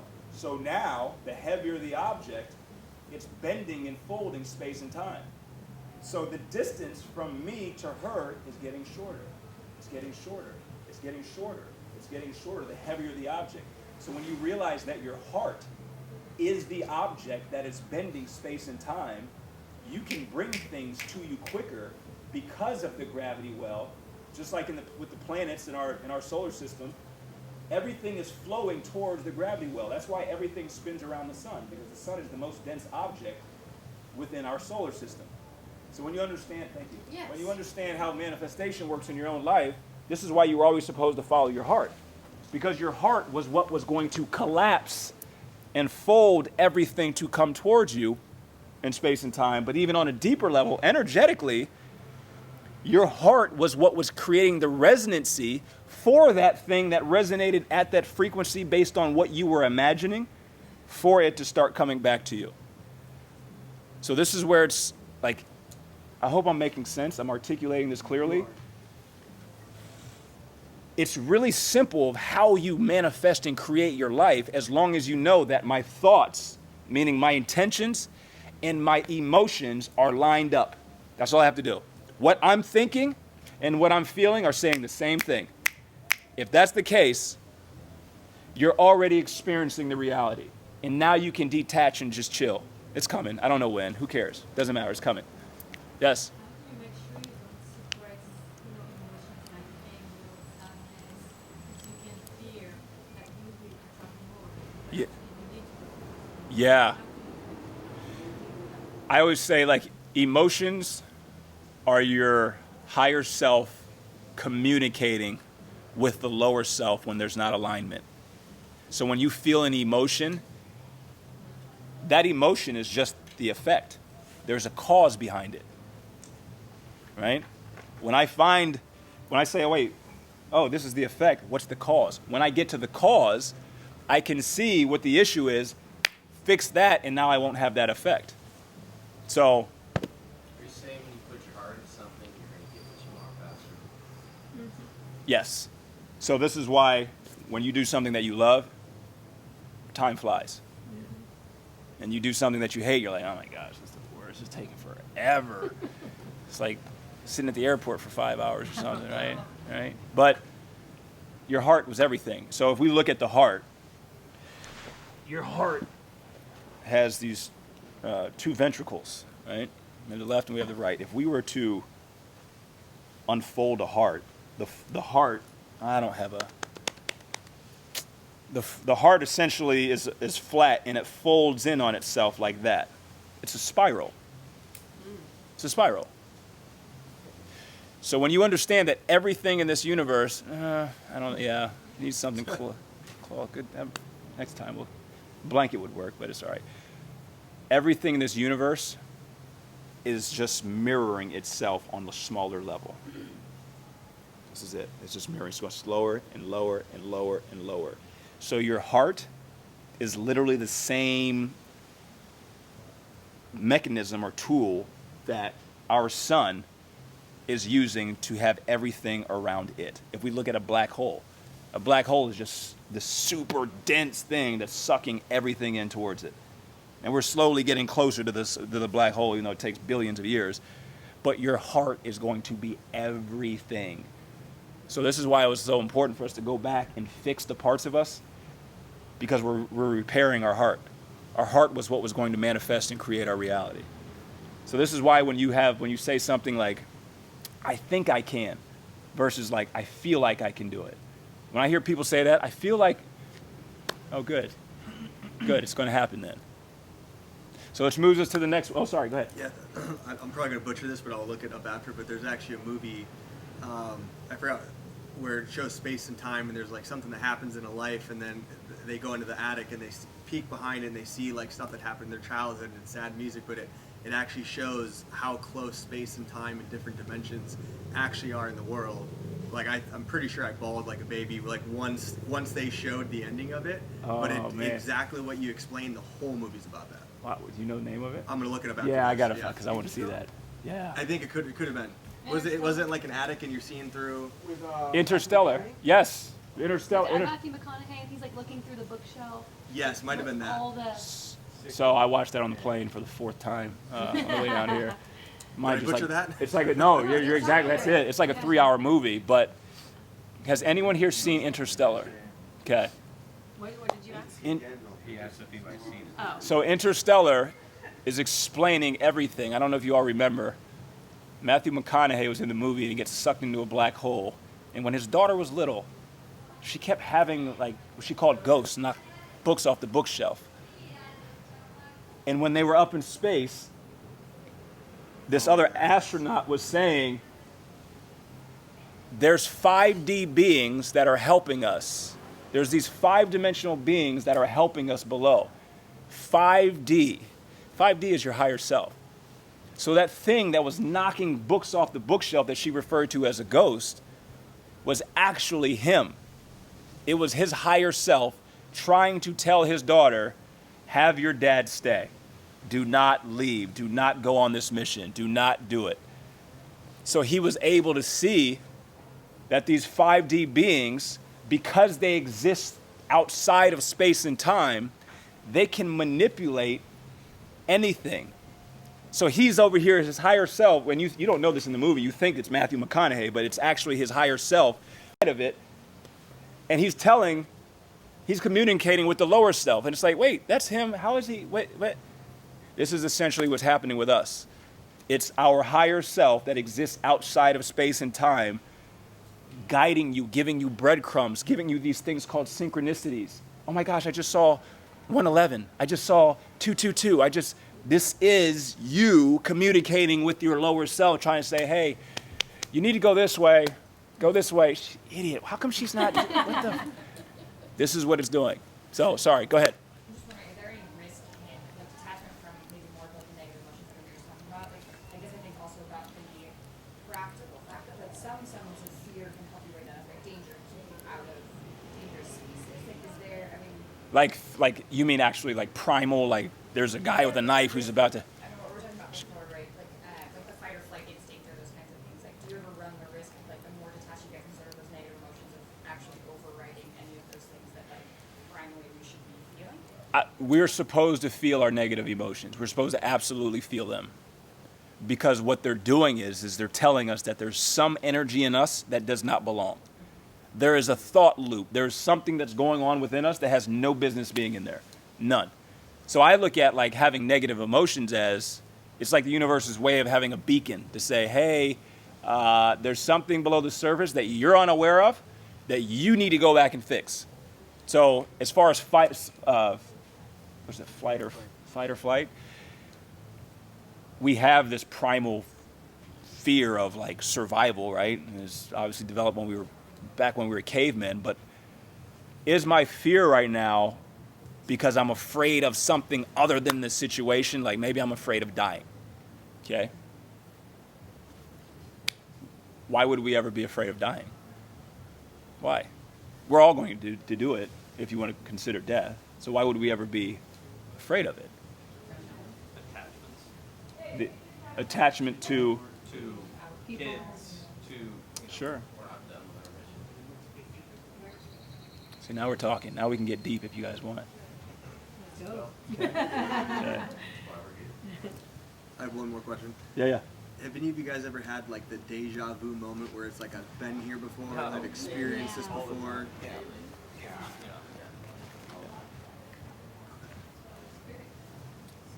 What is this? It's what? No, I was thinking it was the spirit.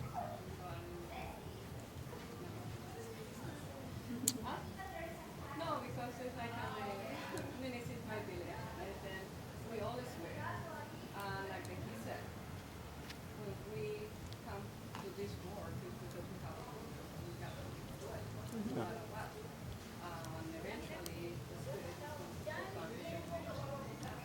Yeah. But like then I said, that would be it. I don't know. No, yeah. So I just literally rode on the plane the other day. I'm learning a lot about myself, which is why I'm doing this in the first place, so I can see what it's like. I literally just had deja vu. I am on the path. So when you have deja vu, it's literally your higher self letting you know, like, we've been here, you know, like, because it already knows, it's already experienced it. It's literally like a breadcrumb to let you know, like, hey, you're going the right way.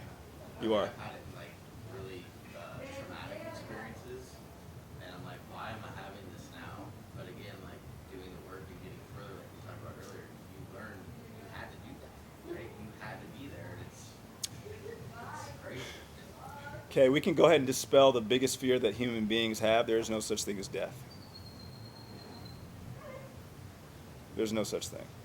Not in the capacity of what we think. Death doesn't actually exist. It would violate the law, the thermodynamics of what energy is. Nothing can be created, nothing can be destroyed. It just keeps going and going and going and going. So 2.5 months ago, outside of psychedelic experiences, I had a past life transgression reading where basically they hypnotize you and you get to experience past lives. And I was like, okay, well, cool, let's try this. Might as well, right? Worst case, I'll just learn, right? Wow. There was no death. There's no such thing. So that piece of information of me experiencing multiple lives and knowing that even though these parents were a different race, this was a different time, I know that those souls are the same souls that I have as parents right now. I was gonna ask you that. Like literally, like I got to experience a big hurdle that I'm overcoming in life. I got to see it in another lifetime. And how the situation is different. In this life, I was programmed with poverty consciousness because I had 2 parents who grew up dirt poor. So they basically conditioned me to believe that money's hard to come by. It doesn't grow on trees. It's hard to make. You better save all of it because you don't know when you're going to get enough. This is poverty consciousness. Well, I got to go back in another life and see when I was like a little boy in New York City. And essentially, I had these 2 parents who died in a fire in an apartment. I knew when I was experiencing that those are the same souls as my parents right now. Because they died, I was an orphan now. I'm on the streets. But I came from a good family. I was educated, smart. But when I was on the streets, I was dirty, tattered clothes, and people would treat me less than. They would treat me like I was like, because they thought they looked at the outside appearance. And I started to develop this poverty consciousness in this life. I started to believe how other people were viewing me. I was like, oh, wait, that's why I have the same stuff in this life. Because when you understand that your life is nothing more, it's the same business model as school. Same business model. You're just learning over and over and over and over and over again. And here's the beauty of it. What you don't learn now, it's no big deal. You're going to learn it at some point. You'll learn it. Well, how come I can't remember? I can't remember my past lives. Sometimes you can. Sometimes you can. If you guys like to watch TV, watch a Netflix documentary called Surviving Death, episode 6, where these little children are like, wait, what? How? Like, they're remembering past lives. 3, 4 years old, and they're talking about it, and their parents are like, what the? And there's this doctor at the University of Virginia who developed a whole department on it. And he's like, I've done over 2,500 studies here in the Western world, the Eastern world, everywhere. And he's like, it's easier when I go to Asia because it's more acceptable. He's like, I'm willing to say absolutely unequivocally without a doubt, yes. Here's why. Because that what you actually are is nothing more than energy or light, or what we call consciousness, spirit. That energy does not go away. It does not. And every time you choose this body, you choose this existence, essentially what you are doing is saying, okay, I'm going to use this body, this life, these parents, so I can learn these lessons. And that's all it is. You are literally just here to learn. Well, what's the point of learning? Because through learning, you essentially move to a higher state of awareness to remember what you actually were. So if I go out there and get a cup of water and scoop it from the ocean and bring it in here, Most of us would look at that and say, oh, it's a cup of water. No, it's the ocean. It's the ocean. It's literally the ocean in the form of this, in the size of this cup. What the egoic, linear, logical thinking mind is, it would never say, that's the ocean. It would just say, oh, there's water. This is what we were doing.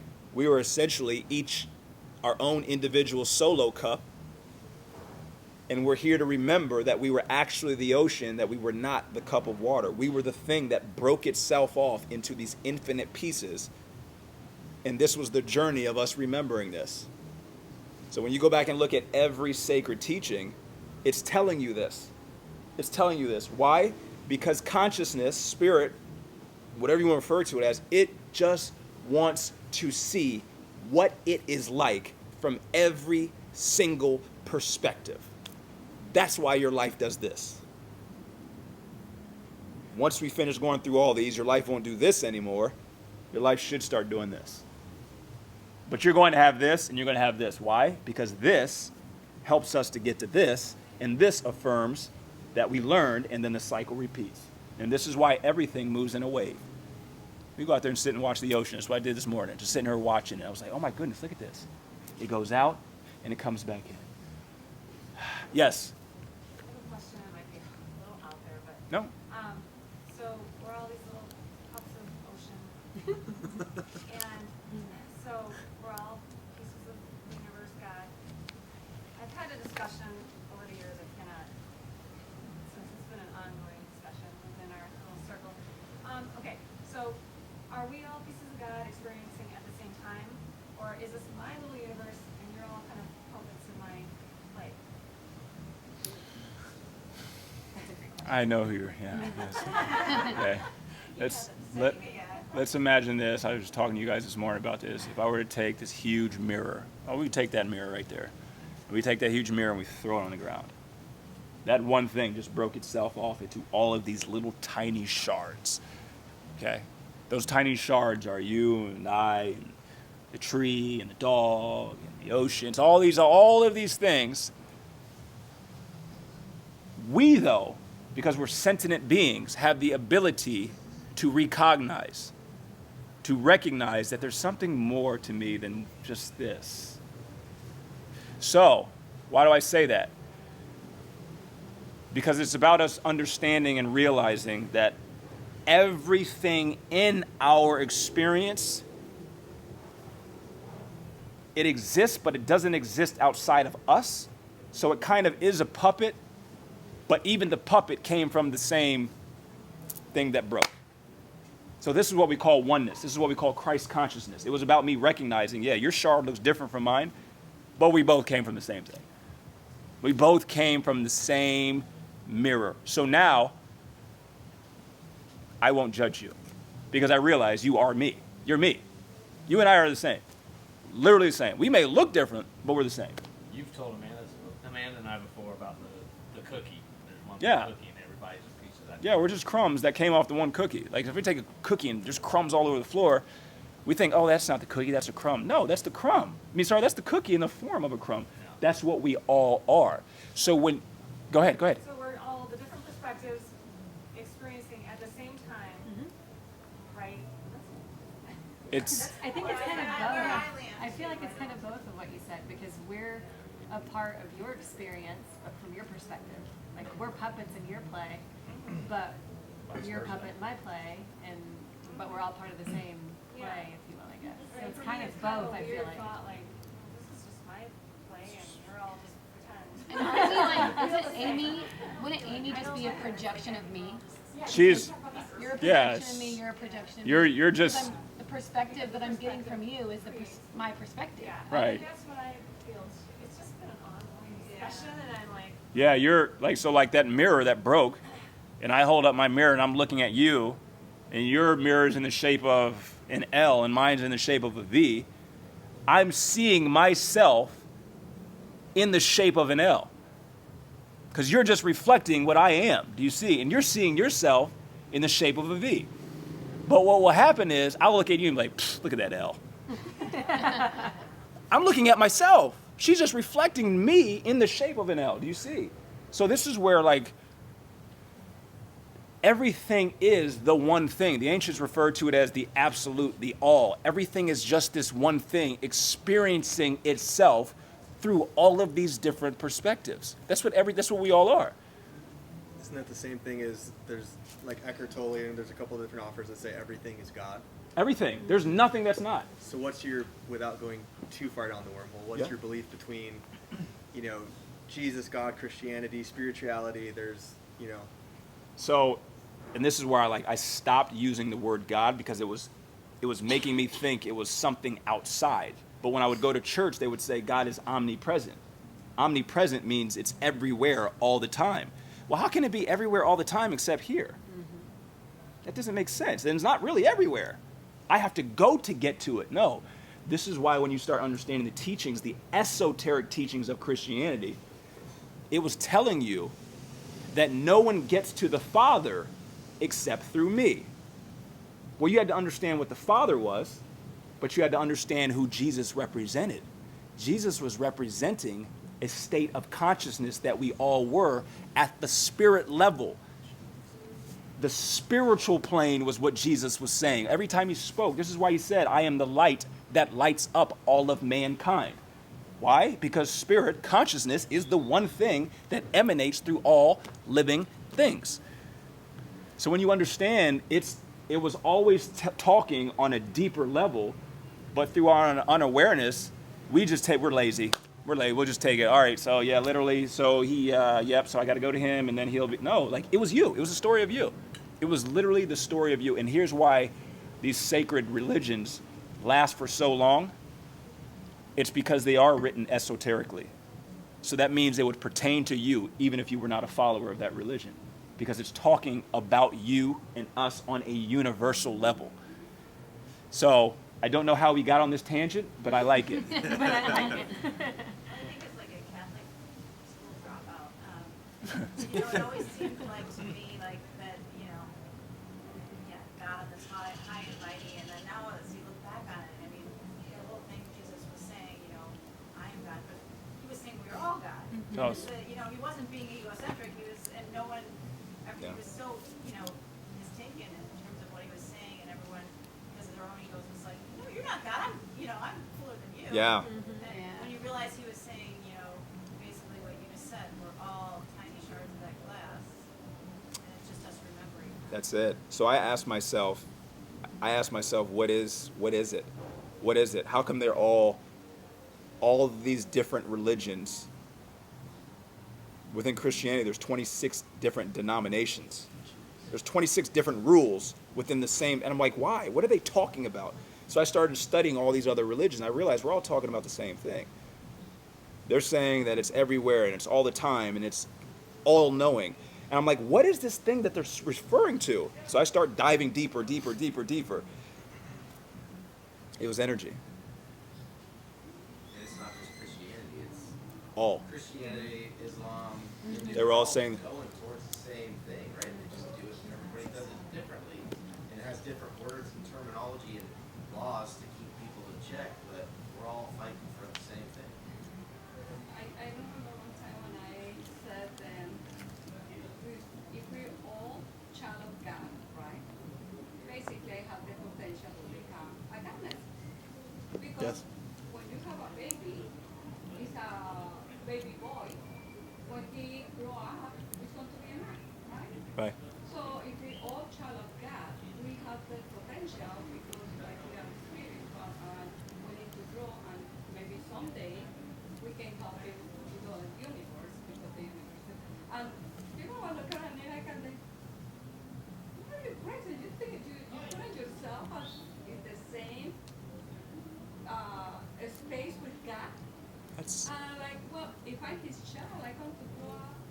How do you want to grow up? Yeah. As a human baby, as a little dog, when they are baby, how they grow up, what they become. Yeah.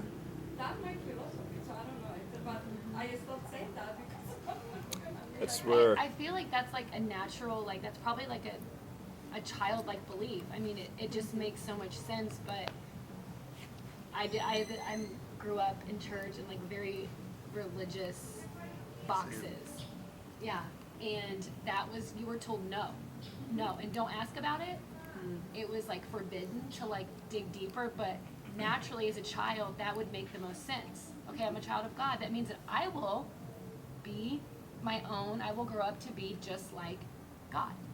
That is like a natural evolution to me, and as a child that makes total sense, but I think all those, you start to block, and I think you become jaded, and you start to believe, I did anyway, in like this religious box that I was in, that stop asking. And so I quit.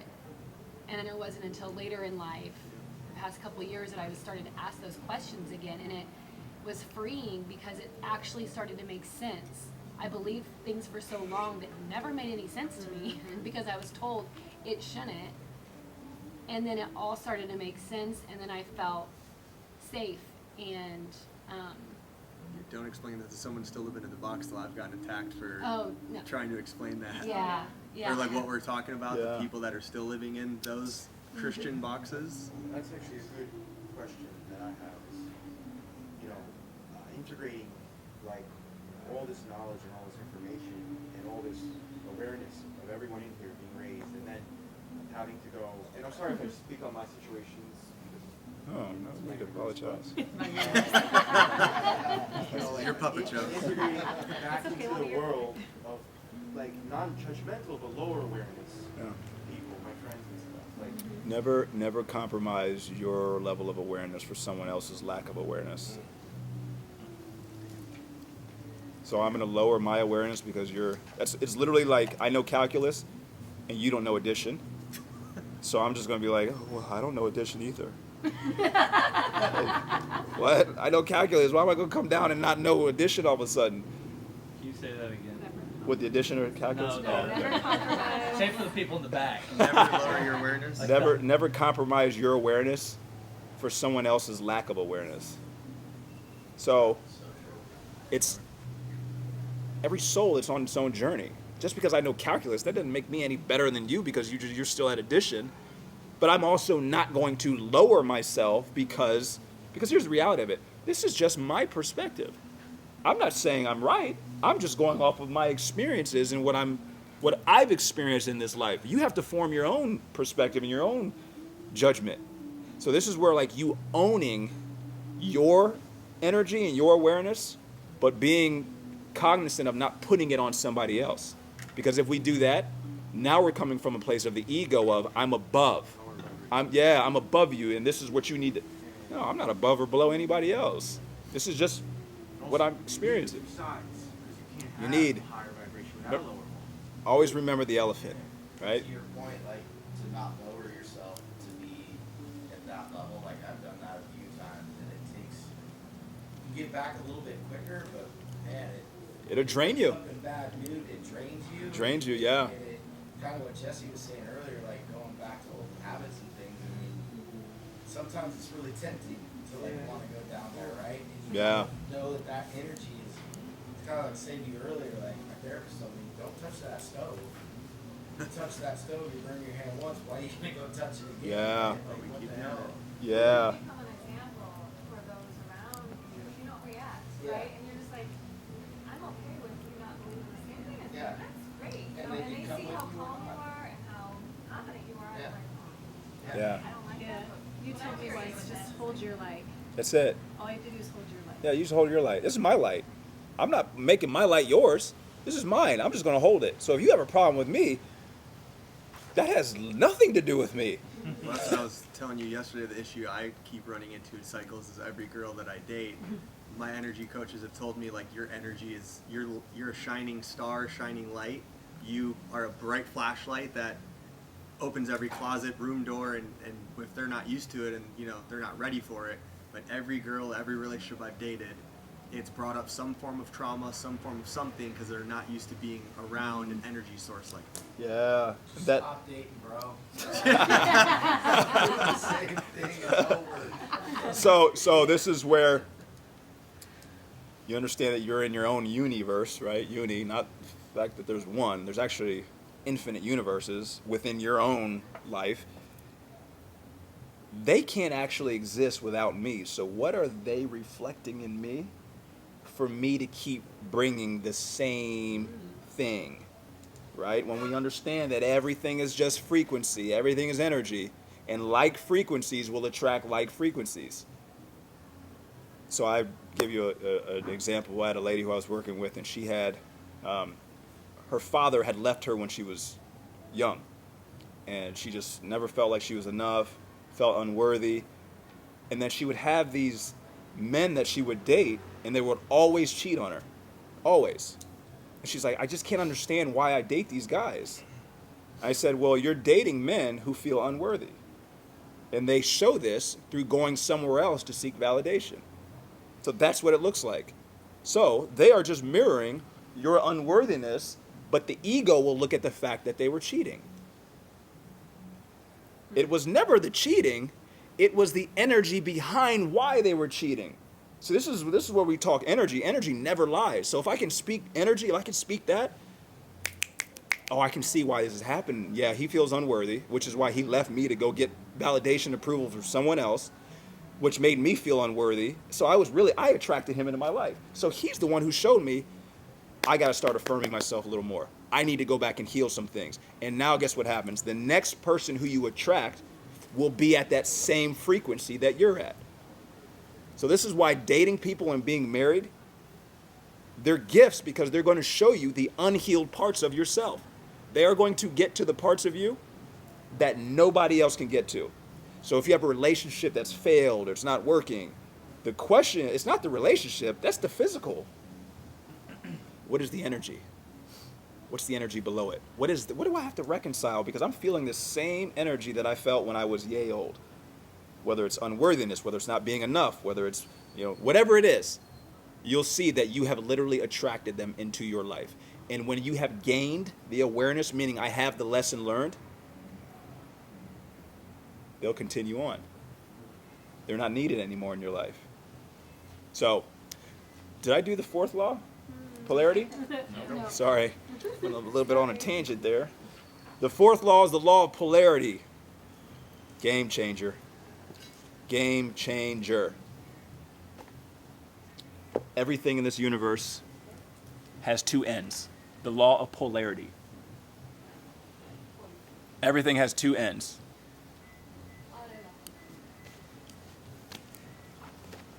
So we have an up, we have a down, we have a left, we have a right, we have a good, we have a bad, we have a right, we have a wrong. We have a hot, we have a cold. Everything will always have two. The difference between the two is only varying by vibration. So the only difference between love and hate is the vibration of the energy, or what we call emotion. They're the same thing. That's why however much I love you, if you do something to me, I'm gonna hate you just as much.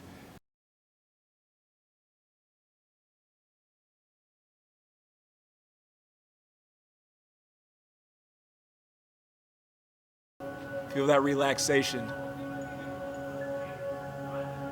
Your hips.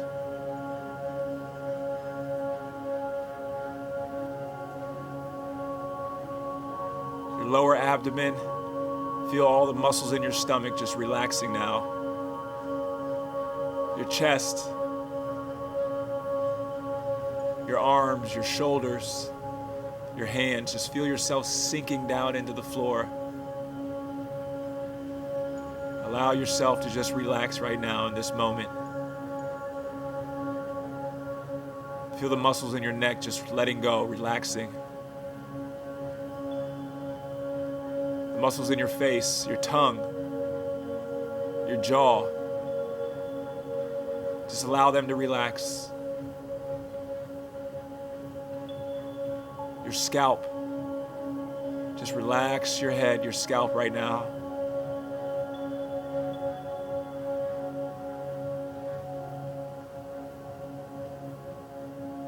Just allow this relaxation to just take over your whole body.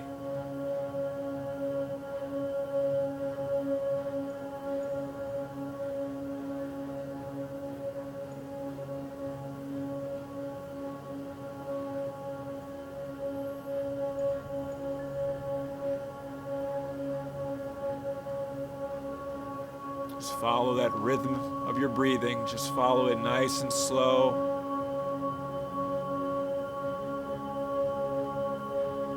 We're going to go on a journey. We're going to meet the version of you that you desire to live.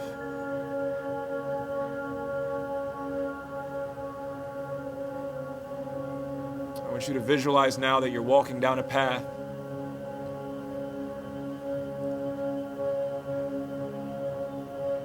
Notice the surroundings of you walking down this path. Are there trees? Is it a meadow? Are you in the forest? Are you in the mountains? Just keep walking down this path.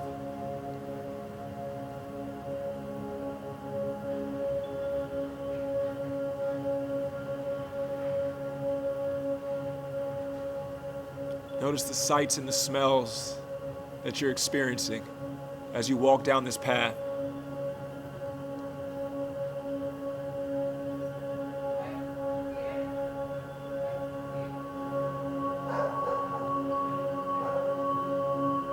Now I want you to notice you see someone up ahead of you on the path, and they have their back to you. Just keep walking closer to them. See if we can figure out who it is.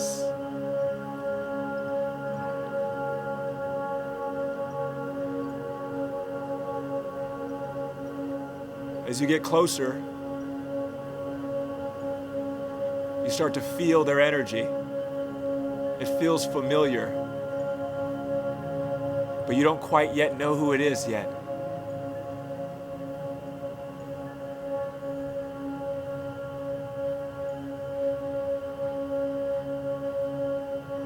Now you're close enough now that you can reach out and touch them. And you tap them on the shoulder, and they turn around.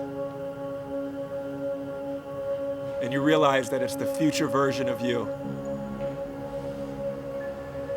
The version of you that you're looking to become. Maybe it's financially, maybe it's physically, maybe it's emotionally. Here they are right in front of you.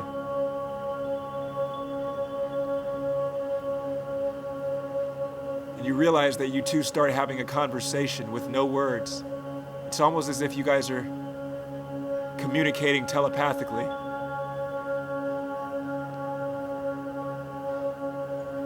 Notice what they tell you.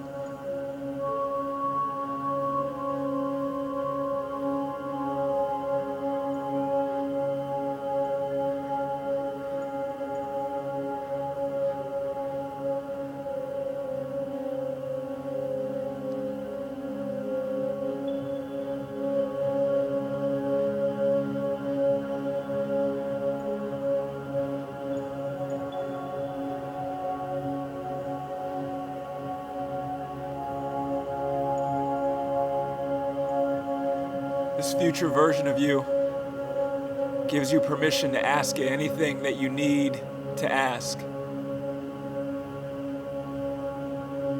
Go ahead and ask what you need to know.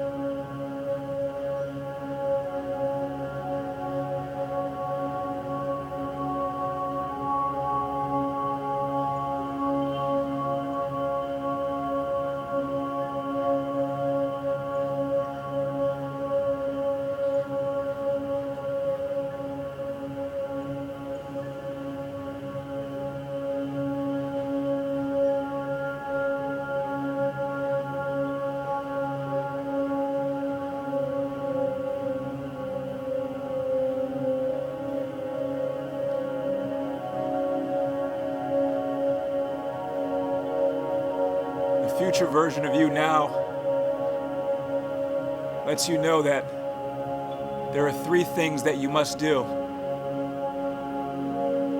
And it proceeds to tell you the 3 things that you must do to continue along this journey.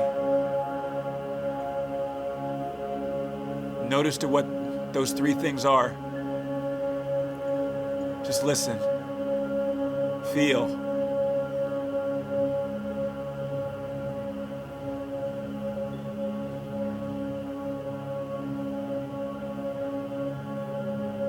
What are the 3 things that you must do to become this version of you?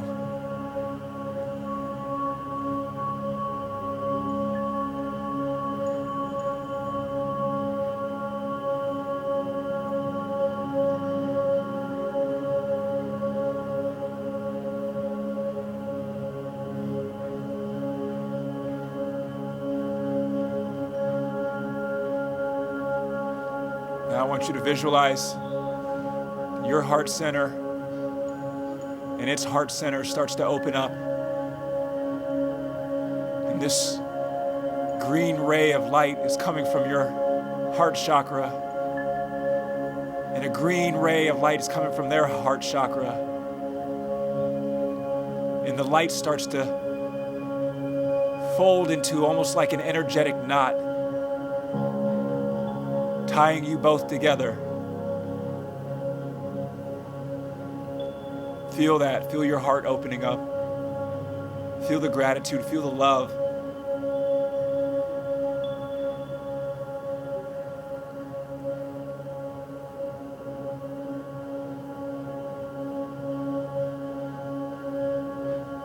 Just feel the vibration of love, of unity, of gratitude just circulating all through your body right now.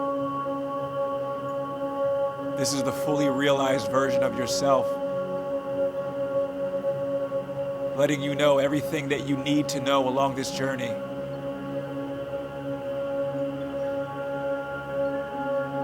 It has already accomplished your biggest dreams. It has already achieved a state of peace and joy that you strive to achieve right now.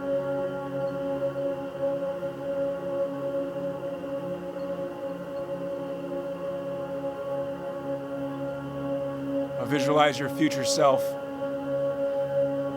leaning in and giving you a hug. And it whispers into your ear, "Thank you. Thank you for continuing. Thank you for not giving up. If it was not for you, there would be no me. Thank you." Feel the love. Feel the acceptance.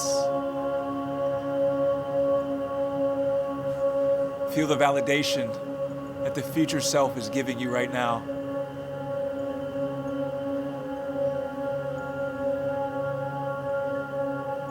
As you're sitting there embracing, you can feel the presence of another being behind you.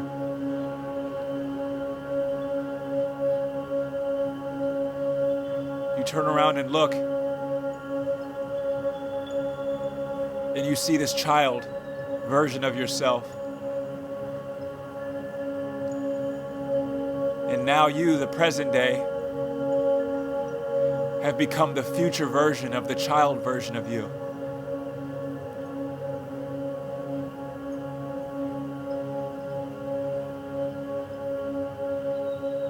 All of those things that the future self told to you,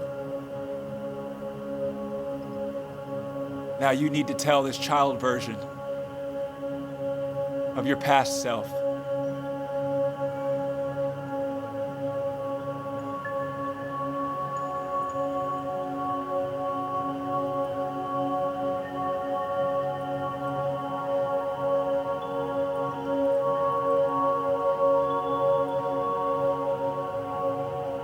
Notice what the child version of you has to ask you. It wants to know something.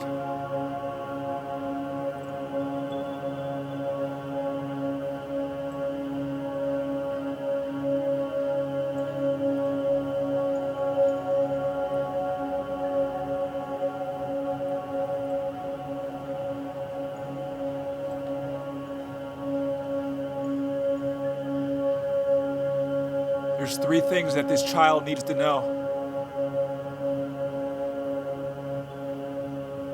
You can go ahead and tell it now.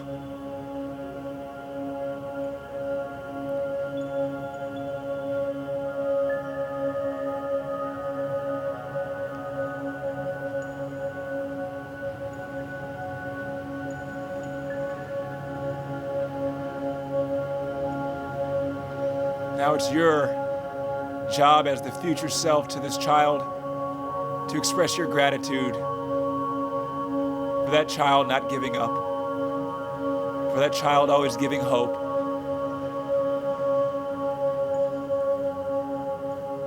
And you notice that its heart chakra starts to open up. And its heart chakra's light is just a little bit brighter than yours. The energy is more pure, it's more potent. And you notice that this child's heart chakra, its beam of green light, is adding energy to your heart chakra.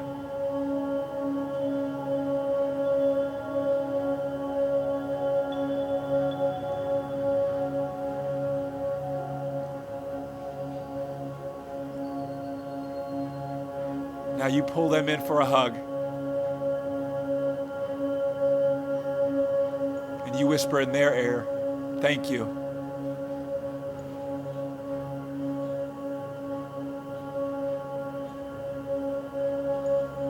And you notice that the future self comes behind you and is now hugging you. So past, present, and future are all one now. And you start to feel a warmth. You feel goosebumps. You feel the hair on your neck standing up, on your arms. You start to feel their energy, their bodies seeping into yours. The 3 are becoming one.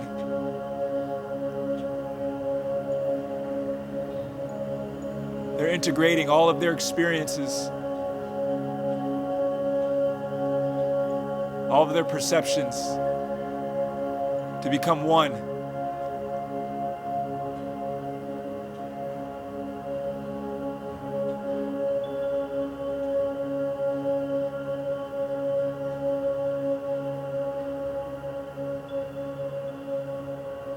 And you notice now that it's just you by yourself.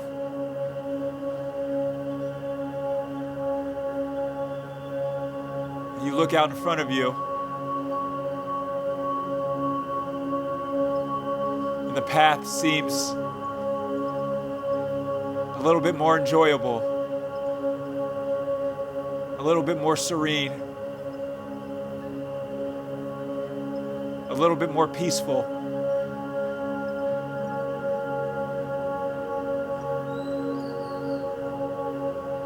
You may continue now. You may continue on your journey.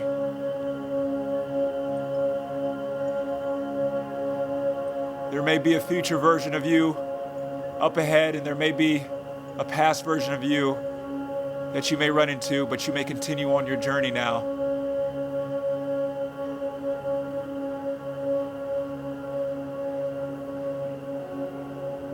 You realize one thing along this journey.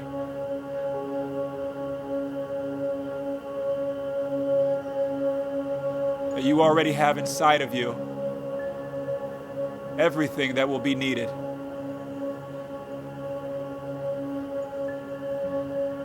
You have all the tools. You have all the capabilities.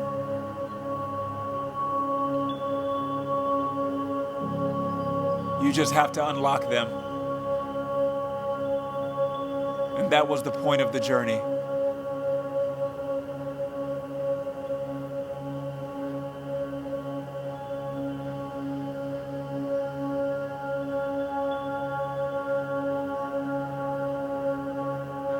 As you walk down this path, You see a huge dumpster.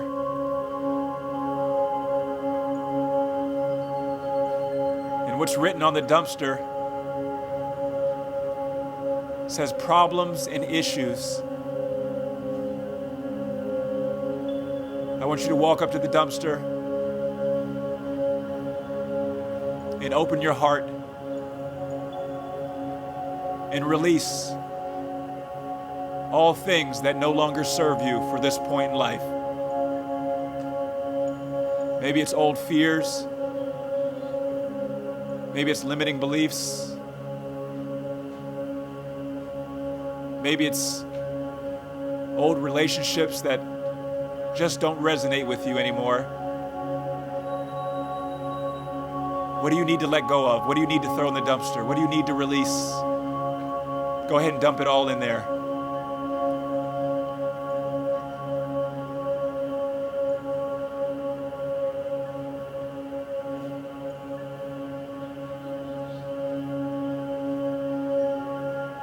Go ahead and clean it all out. Throw it all away.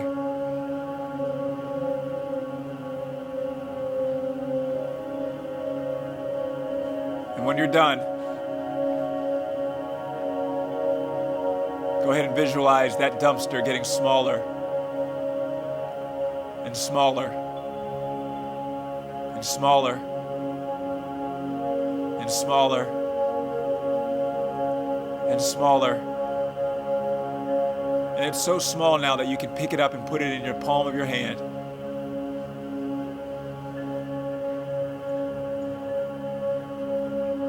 You take this dumpster with you. Put it in your pocket. For if any problems or anything arises along this journey of life, you will always be able to put your problems inside of this dumpster.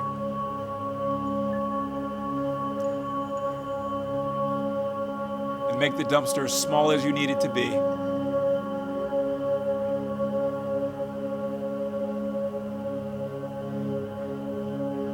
Continue on, my friend. Continue on the path. Continue to walk your journey.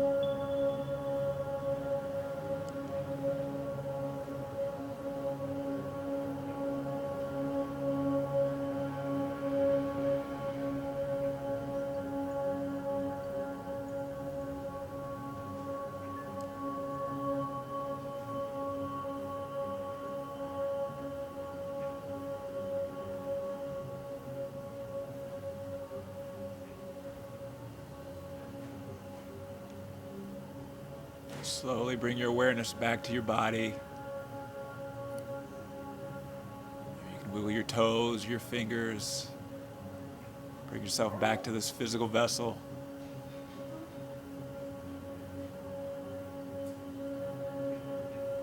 And when you're ready, those 3 things that your future self told you you needed to do,